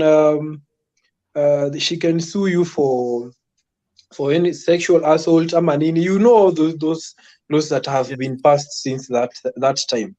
Na sahii ni ile watu, this is a time where men, if a woman says no, and actually kitambo ilikuwa, it was good because you didn't have all these kind of issues, sijui ati umekana dem mahali and then she goes to say that you've raped her, and is that we've seen these issues, and you've seen how men, unapata the law has been biased, unapata mtu actually, how many people do you know wamekuwa wamepoteza jobs, they've lost contract based on false allegations, because now that's why I'm saying things have changed. Kitambo it used to be that way, watu when it una approach dem anakwambia oh no sijui nini, anachora ground nini, what used to happen that time. And then that is now enzi za mababa zetu, but sasa with now introduction of we have gender based violence, hizo advocacy, human rights, hizi vitu when they came in, so unapata when you are doing so, ukikuwa sasa wewe ati dem amekuambia no and you are there insisting, you're using that old model, you can be mtu anaweza kukusiu and I just present messages, oh this person has been following me nini, I told him no nini, and you can be charged by the ama you can even be imprisoned. Unacheki. So when she says that men must learn that no means no, actually we know that when it comes to the intersexual dynamics context, you can never bargain or negotiate burning desire. If a woman doesn't want you, it's that simple. Hakutaki, just move on, and they are no dailies, like madem ni wengi. Unacheki. Yes. Now Women are not scarce. Yes, I want us to rudi nyuma tu kidogo. Yes. I understand laws zimechange kila kitu hizo vitu zote. But have the seduction rules changed? In terms of Okay. like right now, how many women have you heard complain that men are just too crude nowadays, they just go straight to the point? Like hakuna hiyo story ya seduction, the flirting, mtu tu anakuja anaambia mtu mimi nakutaka. How many women have you heard complaining about that? Sasa when it comes to ladies and women, what they say and what they mean are two different things. The women language. And that's what I want us now to talk about, because we have to bring the other aspects. No, wacha wafanye, yes, laws have been done na hizo vitu zote. However, how many women are comfortable even if they are interested in a man and that man approaches them sahi na mwambie ni aje mimi nakutaka, and the woman immediately says yes? In terms is that a majority? No. Exactly. So these women also have an expectation. Yes, I understand that you need to read the room, right? There are men who do not have that thing ya ku read the room, because if a woman wants you, she will send you chasing signals. Yes. Come chase me. Sawa? But then when you go to chase her, the first thing she will do is she will be saying no. And Bilba has a very, very nini in one of his beats. Right? I let me just see if, as I'm continuing to talk, if I can find that beat. Yake ya nini akiongelea story ya no means no. Because women also expect a man to chase. The modern woman, even that la patrona feminist whatever, she still expects a man to chase her. However, now I think the issue is the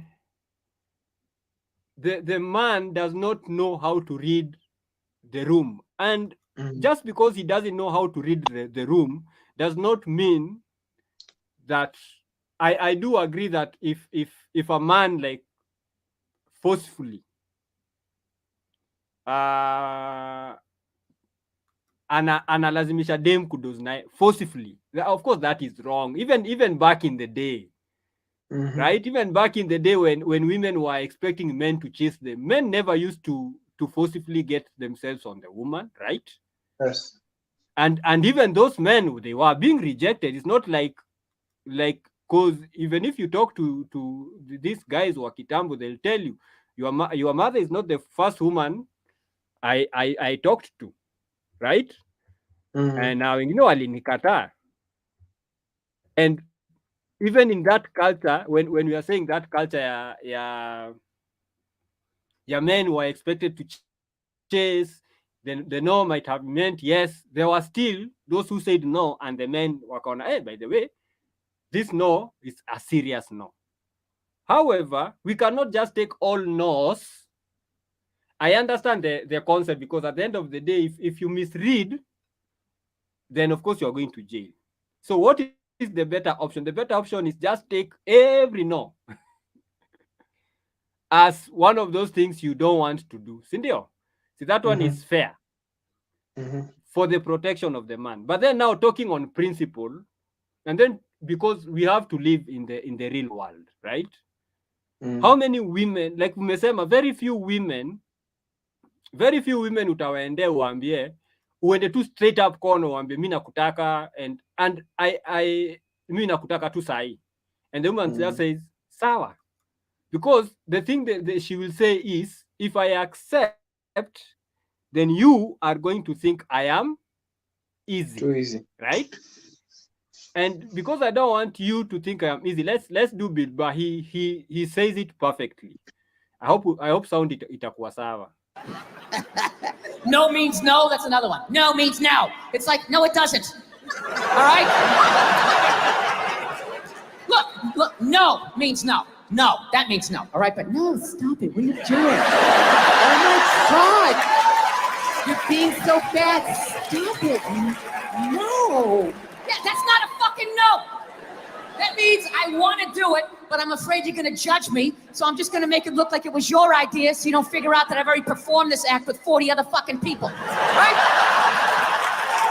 But then you go to court and you get a bad read, and there's some guy reading it. Your Honor, she said no. Stop it. What are you doing? You're being so bad. Yeah, and you're just sitting there like, she didn't fucking say it like that. She didn't say it like that. So do you now get where I'm coming from? I am coming from his perspective that this seduction game, there is a way, even the look just shows you she's not interested. Yes. But then there's a way she might be talking. You see, like these women who will be talking shit about you, but the way they are non-verbal is like, I'm interested. I'm just doing this for lip service so that wale madem niko nao wasinichukulie vibaya. However, I'm interested in you. Alafu when you leave it and you go somewhere, now she follows you. Unaget? But wale alisema no. So I understand that men also have to be careful, that it is important. Even back in the day, men were being taught. But then at that point, it was expected that a woman would say no. And then if you chased her, then if the no's were like enough, you are like sawa. But now just asking a woman to say and she says no, and then you doing follow-up inakuwa considered now umekuwa stalker. Without really putting into the context that this is a seduction game that does not have rules, or the rules are so vague that you can really not. You see, if I forcefully take a woman and have sexual intercourse with her, that is wrong on so many levels. So many levels that I can't even just stand up and start trying to convince anyone. Yes, you are saying? I'm saying, unajua sasa, we know who the rules are made for. Actually, yes. The same lady who is saying that men should learn to say no, if you showed up actually with a Range Rover and you are well off, you are high valuable. Yeah. I doubt that if you asked her out, she would refuse. I really doubt that. And not And because of you. exactly.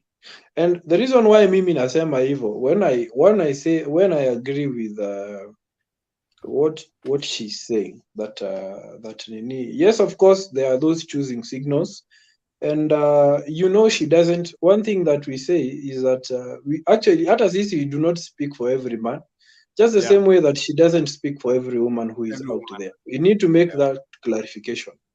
There are women who hawata kushinda wakipigisha hizo makona if yeye Kwanza haoni if they are not wako akwambie twende. exactly, if they are not interested, watakwambia yenyewe, mimi Raymond, mimi I think we can't work because of this and this, and if you like hivyo tu, she'll be very open and very frank with you, and although at the moment unaona yenyewe unasikia umekuudha, but at least she will have saved your time. And then there are the kind of ladies who want to string you along for the benefits, unacheki. Yes. So this is what I'm saying. You see, Sai, when we say that the world of intersexual dynamics has changed,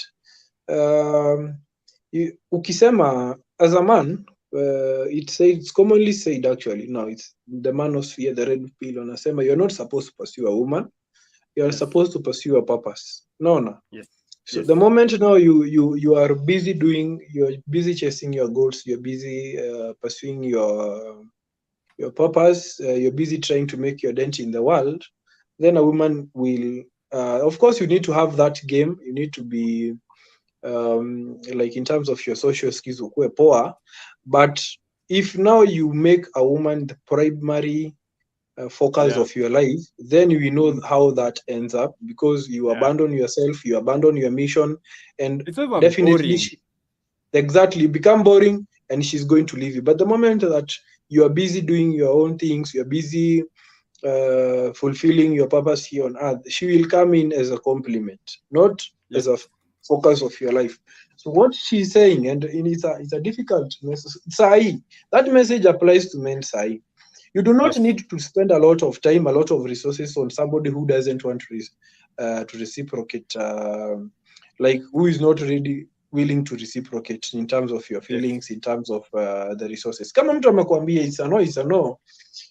What I'm saying is there are more ladies who will willingly, like atakwambia tu mimi, like we'll have that conversation.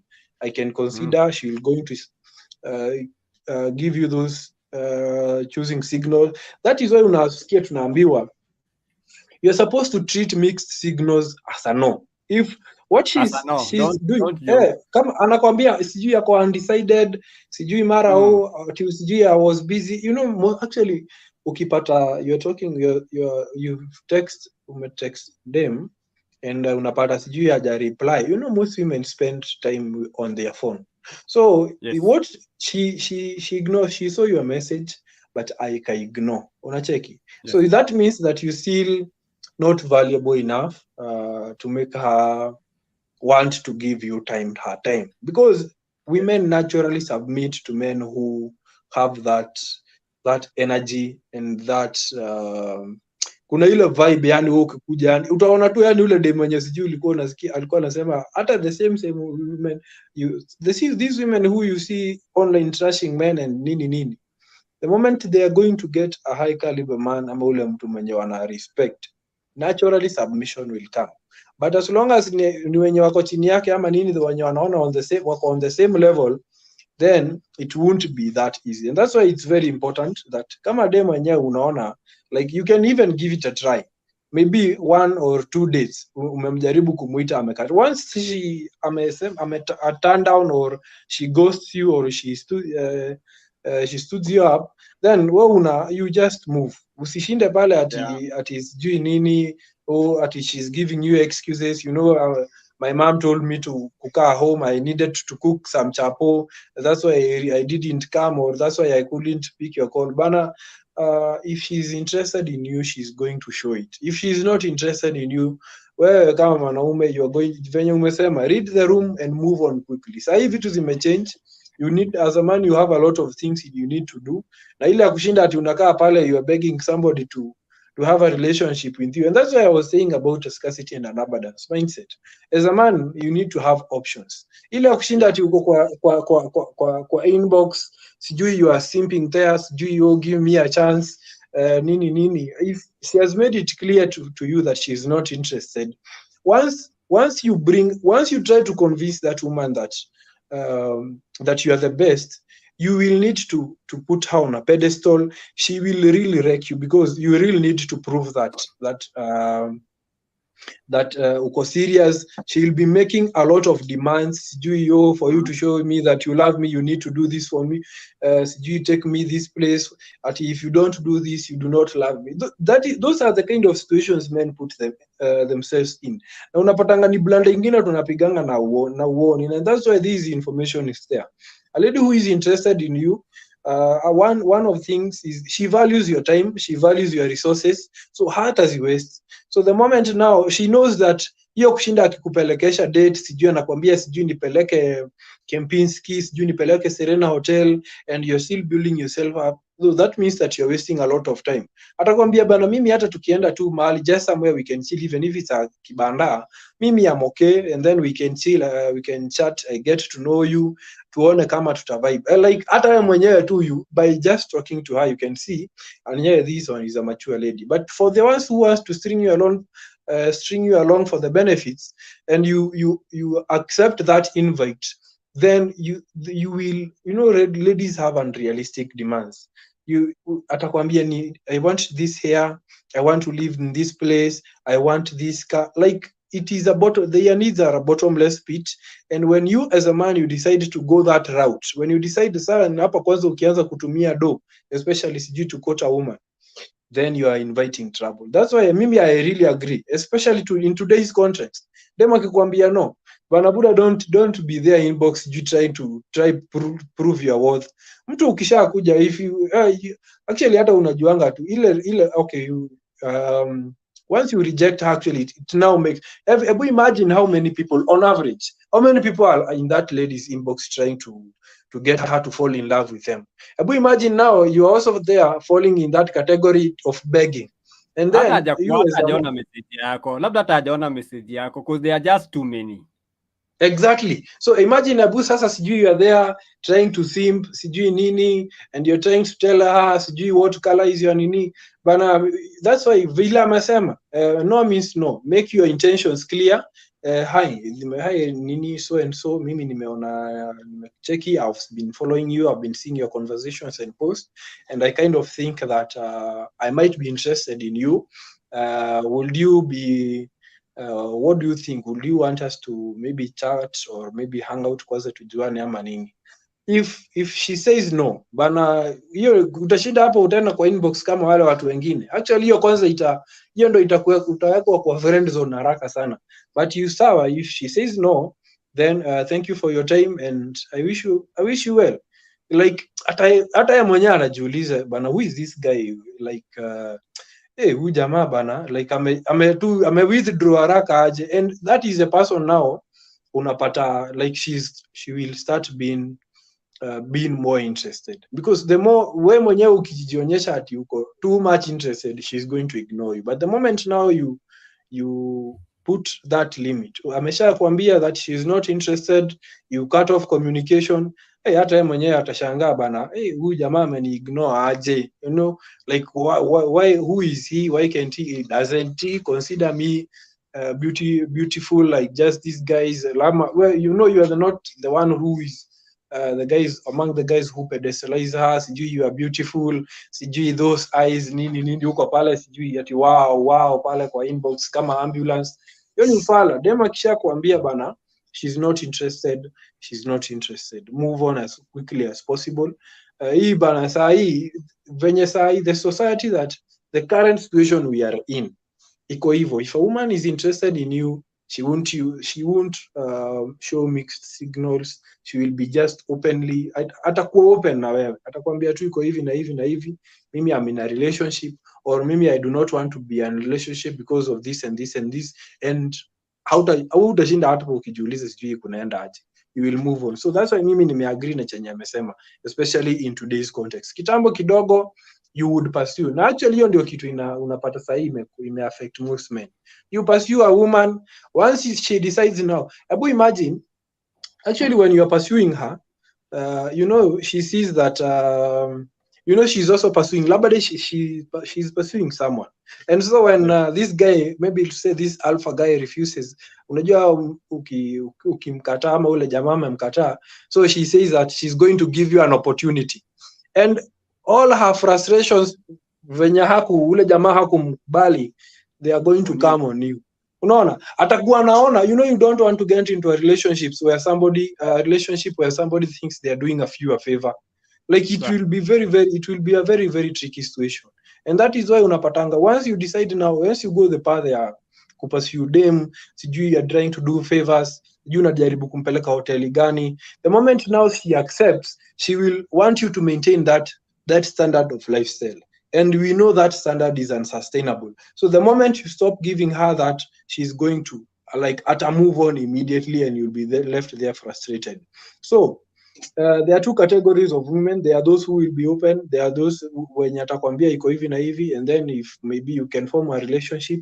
And there are those ones who will just string you for the benefits, and then when it no longer serves them, they monkey branch. So it's you to discover who is who, and uangalie venye umesema, which I agree, read the room. Is she worth pursuing? That word mimi hata sakai kusikia kupursue dem. Is it like, should you give it a try one time, 2 times, ikifika hapo bas, ukiona hayuko interested, we songa na Yesu bana. There are a lot of good ladies out there, kushinda kusema ati kwa inbox ya mtu sijui nini ati give me an opportunity, how was your day, unapigwa ma blue ticks tu hapo. Hiyo ni ufala. Also mimi have you watched the movie Hitch? Sorry? Yeah, Will Smith. Hitch Bado. Yeah, Will Smith ni ya kitambo. So if you want somebody, you have to, especially hawa watu wenye, you see like this hawa watu wenye wako kwa social media, especially madem, because of the amount of attention they get. So you have to be different. Exactly. Niwaambia mtu usienda kutafuta mtu inbox kwa timeline tu yake, mwambie unataka nini hapo, because she will more likely read the comment where her name appears. So it brings notifications, so and so amekutaja, so she's interested, nani amenitaja, mwambie nini unataka, mimi ni fulani na najisikia na wewe, so tufanye nikuje inbox na ngoja response yako hapa, ama wewe kuja inbox uniambie it's okay. Umeiweka in public, so nobody will say you are simping. Hana anything ya kuscreenshot kuja kuonyesha ati ama chali wote wako inbox yangu. Umemwambia clear intentions in public, mali kila mtu anajua, so that if you are rejected, you're rejected in public. Yes. So if she doesn't comment, if she doesn't come to your inbox, you've already gotten your answer. Yes. Don't even delete that comment. Wacha tu ikae hapo to as a learning that yes, I put myself out there and I was rejected, which is okay. Because the moment you go, your inbox yake, there are people who have something like between 50 and 100 people kwa inbox. Wale hawajui. Ni hi tu, hi, mambo. And of course anaenda naangalia afa anaingia kwa profile zao, so atakuwa anaongelesha wale watu wanafikiria wako na value. Anyway, that is not an issue. For me the biggest issue I have with this article is this first paragraph. Sawa sawa. Men have been taught since birth. Hapo. Men have been taught since birth. Since birth. That is we need to unuseful hyperbole. That is an exaggeration of, like, who is this person teaching men since birth? Who is this person teaching men since birth that a woman, that a no is not a no? Who is this person? Because this is one of the things I know this, most of these feminists just say things because they sound nice and because they look like they make sense, because that statement absolutely makes no sense. However, even assuming that there is some teaching since birth, who do we blame? Who is the one who is teaching kids at birth?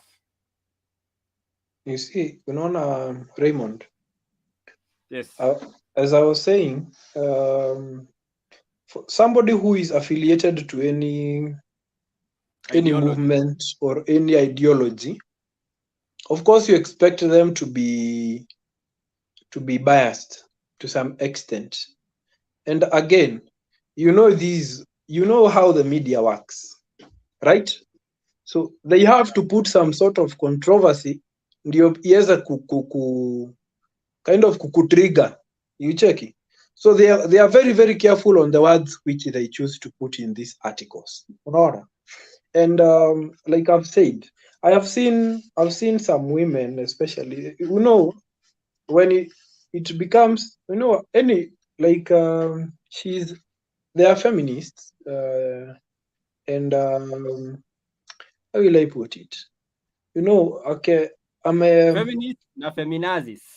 yes, you've seen, ukiangalia hata even how Facebook posts, and there was like, ukiangalia the way the message is structured, yani unaona tu, yani it's totally, iko too biased, it's meant to elicit negative responses, yani you see there is that some sort of hatred. There are those ladies who have this hatred for men, You see, for but me, Moses, I don't mind being mm, biased. Everyone has their mm, own bias. I don't mm, mind somebody being stupid, mm, but I am going to call out something stupid mm, because this goes beyond being biased. Because who is this person? Where hii shule yenye hawa wavulana wanaenda kufundishwa since birth ni gani? Because mm, yes, there is biasness and there is idiocy.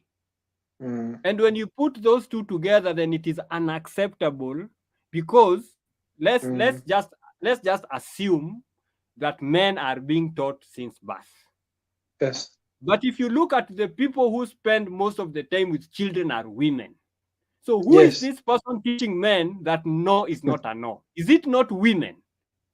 yeah, it goes back So to that. if you really think about it, it is a very stupid attempt. Unaona, that's why I say, Mm, even if you are ideological, don't be a stupid ideologue.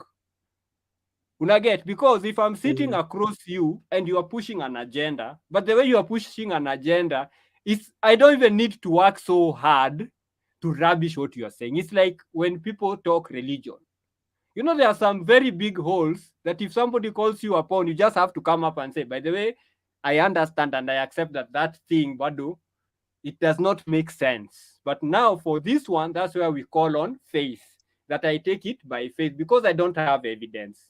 But now imagine you're sitting across mtu mwenye ni wa religion na umepoint out something as simple as kama ile yenye nilipost juzi ya, does it mean that all of us sasa ni watoto wa incest? Because if we were born between one man and one woman, those are the first people to be on this earth. Doesn't it mean that we are all part of just one family? So if that's what we are saying, how can Christians be against incest?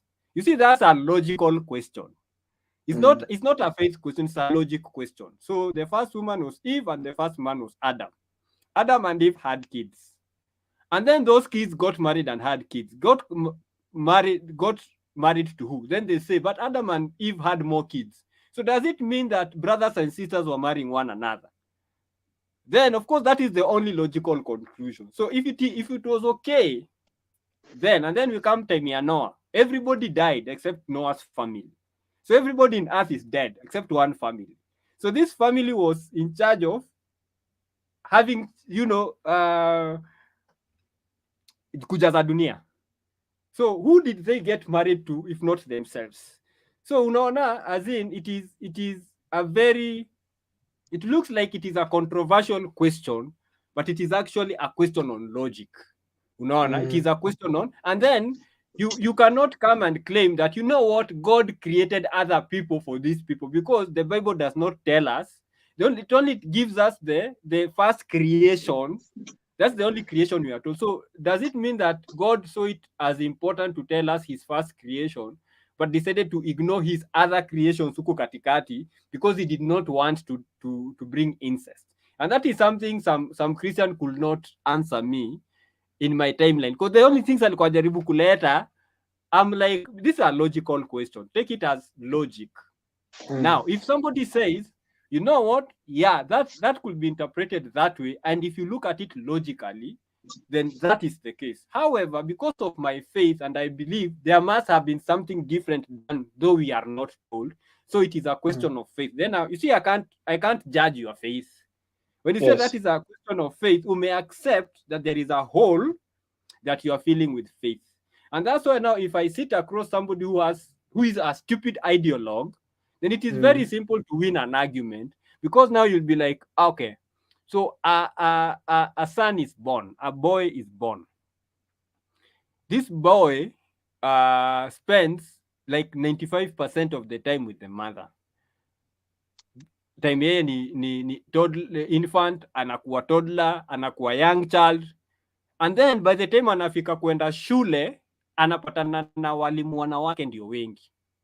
So anatoka kwa mama yake anaenda kwa mama mwingine shule. So if anakuwa taught since birth, so it is women teaching this boy. By the time anakuja kupatana na wanaume wamfundishe no means no does not mean no. Already ashafundishwa na wanawake for so many years that even if a man came and tried to tell this boy, you know, no means no, how sure are you that atakubali kama mama yake? Kama amespend 12, 13 years akifundishwa no does not mean no, wewe utakujaje after 12 years kumconvince?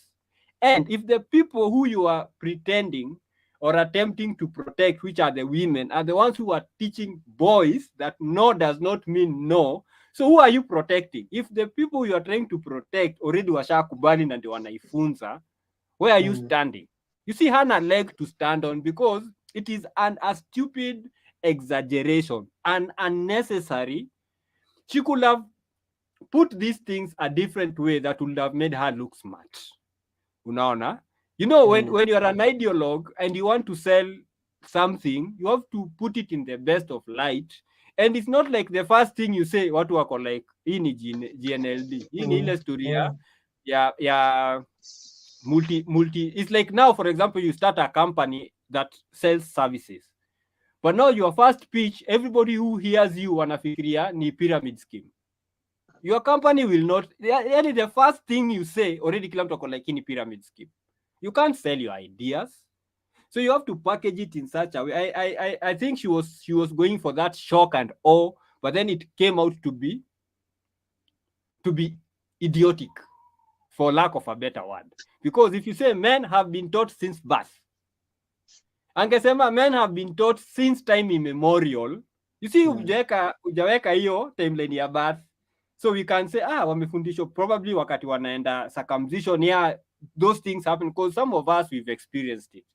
Especially sisi wakikuwa wale tunaoga na hiyo process where you go, there are things you are taught which you are like, oh, okay, that one I'm not taking.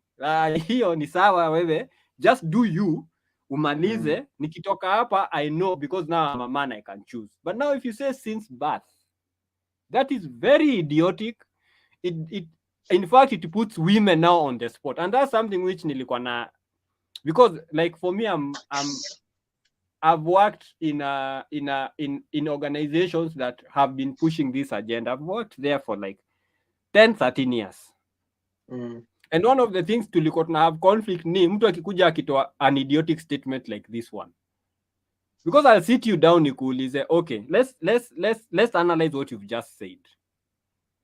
And you've said it in public. Let's analyze it. So since birth.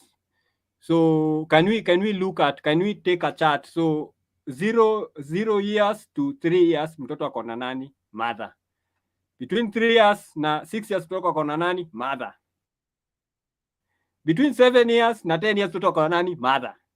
Between 11 and 16 mtoto ako na nani? Mother. So hapo kwa 17, 18 kwenda hivi ndio anaanza kupatana na father, men, boys, peers, nini. Because even these young people, when they are younger, like if you look at girls who are 10 to 15, most of the people they engage with ni madam, boys pia wako na maboys. So when puberty inaanza kuisha ndio wanaanza ku attracted to the opposite sex, so that comes somewhere between 15, 16, 17.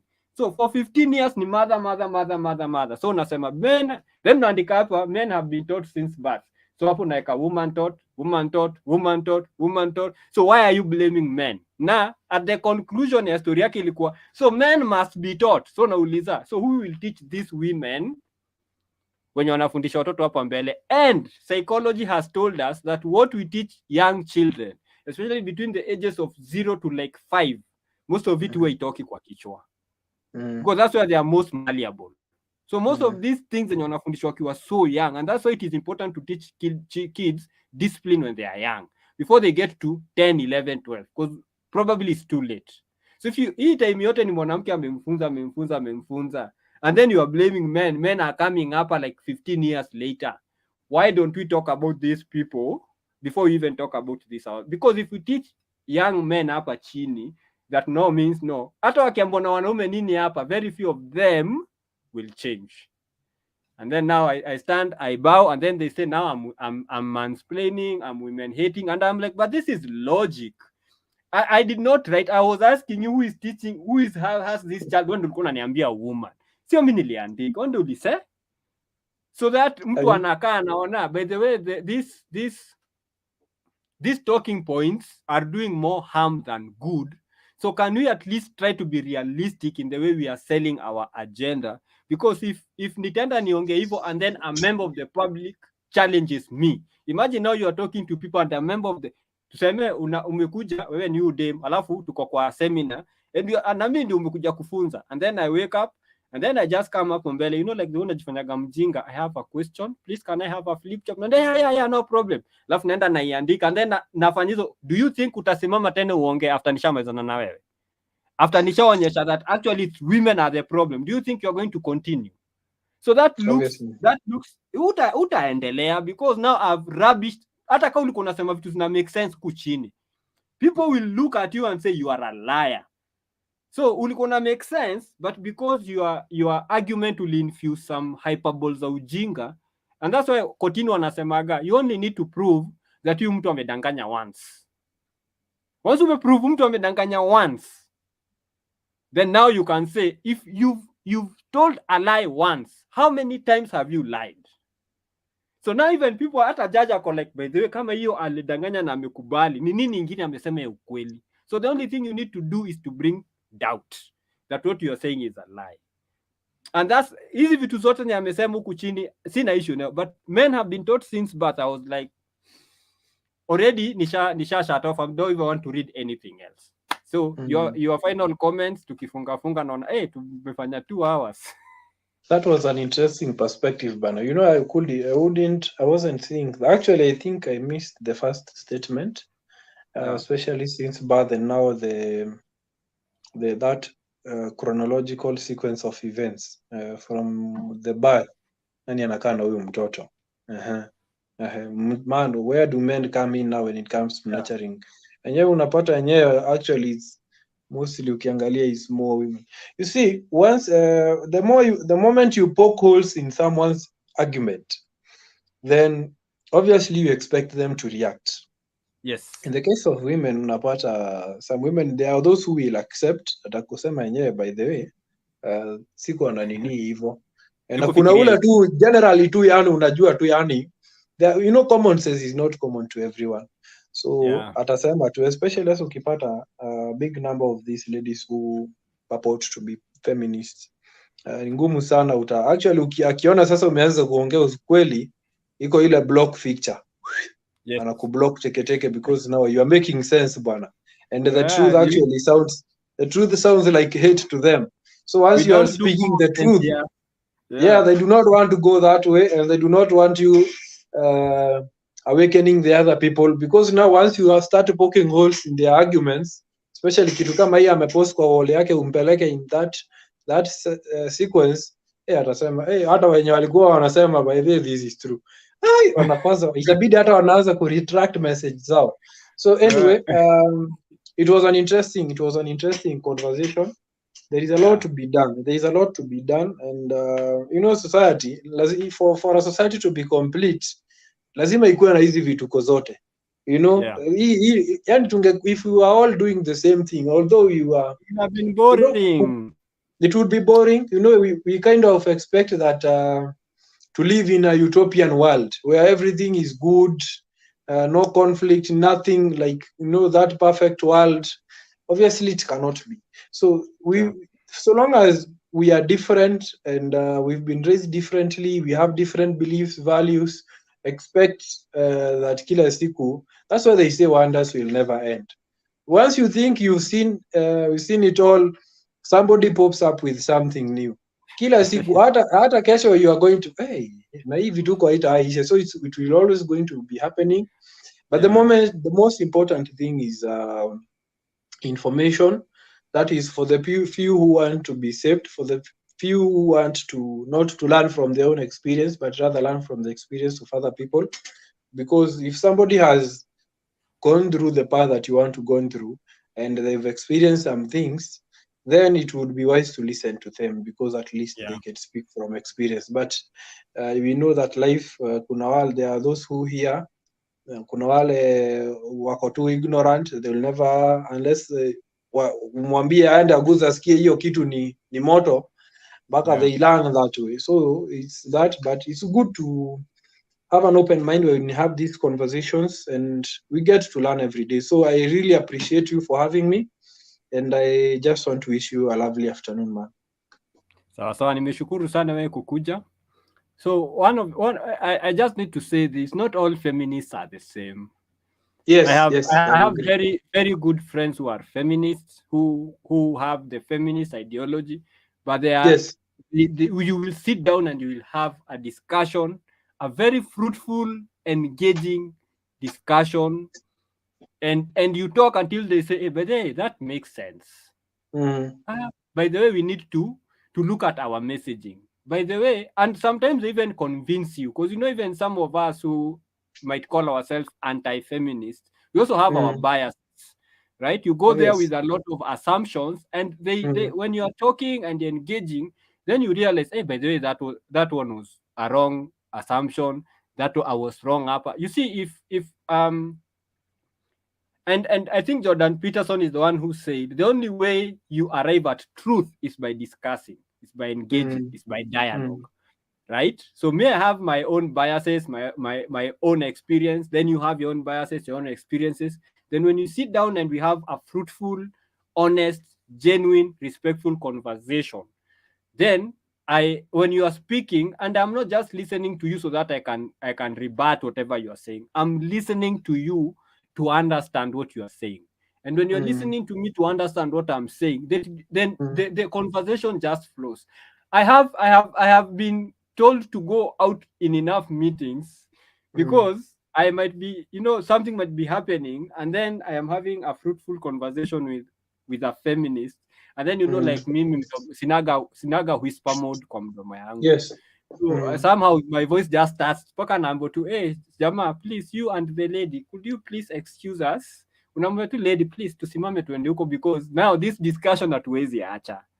And then you have a very nice, and then you make friends, because people know, yeah, that guy when he speaks, and that is something like some sort of a reputation that nime build with some of my friends. Like I might be saying something, then somebody is arguing, anakuja ku argue, and then somebody just tells them. There's a time I was speaking to somebody, and then akaanza ku argue, and then a lady friend of mine, we work together, akamwambia kama haongeagi vitu kama ana receipts. Haezi ongea kitu kama ana receipt. Sasa wewe tu relax, and then immediately nikakuja na receipts. Then see, I told you. So when he's speaking, usikuja na ile judgmental like mtu ajui nini anaongelea. Just try to find out more, because probably the next thing anakuja kusema ita answer some of the questions you have. But that does not mean that you cannot disagree with him, but make sure disagreement yako pia iko na receipts. Yes. Alete receipts zake, ulete receipts zako, and then we see which ones we are going with.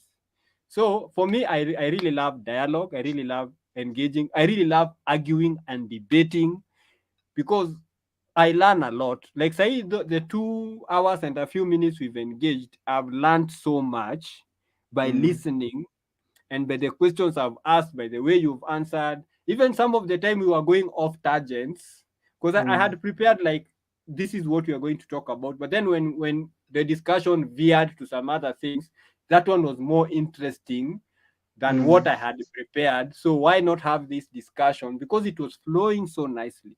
And that's what Yeah. Jordan Peterson says, and I like it, that when you're having a genuine conversation, it just comes naturally. And then people are more attuned to a genuine conversation than two ideologues arguing. Because when it is a good discussion, it flows. I say this, you say this. I say this, you agree, you disagree with this.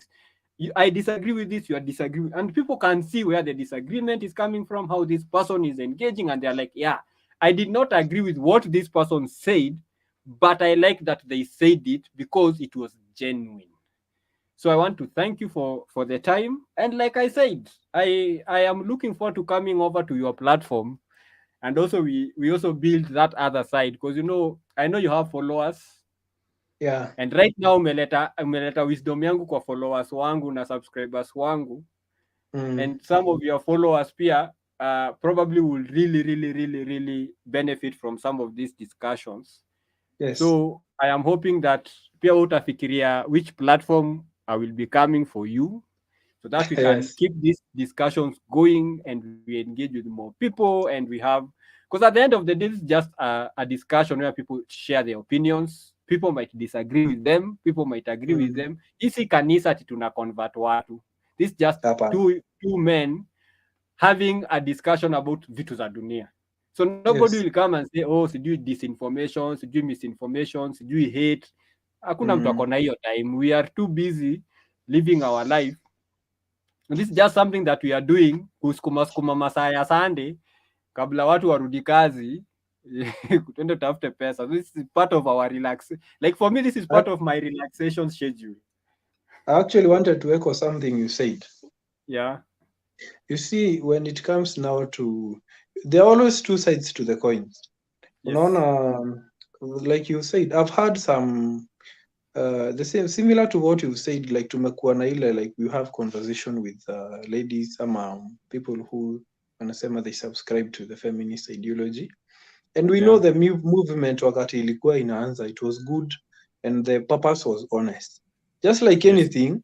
The way we say we are biased, anything is can be right. Any movement in ideology can be corrupted, it can be radicalized, and so unapata now what some of them, unajua ni kama saa in every profession utapata, even kwa madaktari we have woke doctors, even in the police forces ama nini, unapata iko wale watu yani they are very harmful and very dangerous actually, even to their colleagues, let alone now the citizens. The public, so yes. kwa kila any form of organization, any form of group, there will always be that segment wenye wako tu, wacha tuseme tu wako toxic, unacheki, and those are the people you cannot have these kind of dialogues and this kind of conversations with. So when we have this kind of conversation, what we are disagreeing with is now the weaponization of some of these things, because sasa ukisema, because one thing I do believe,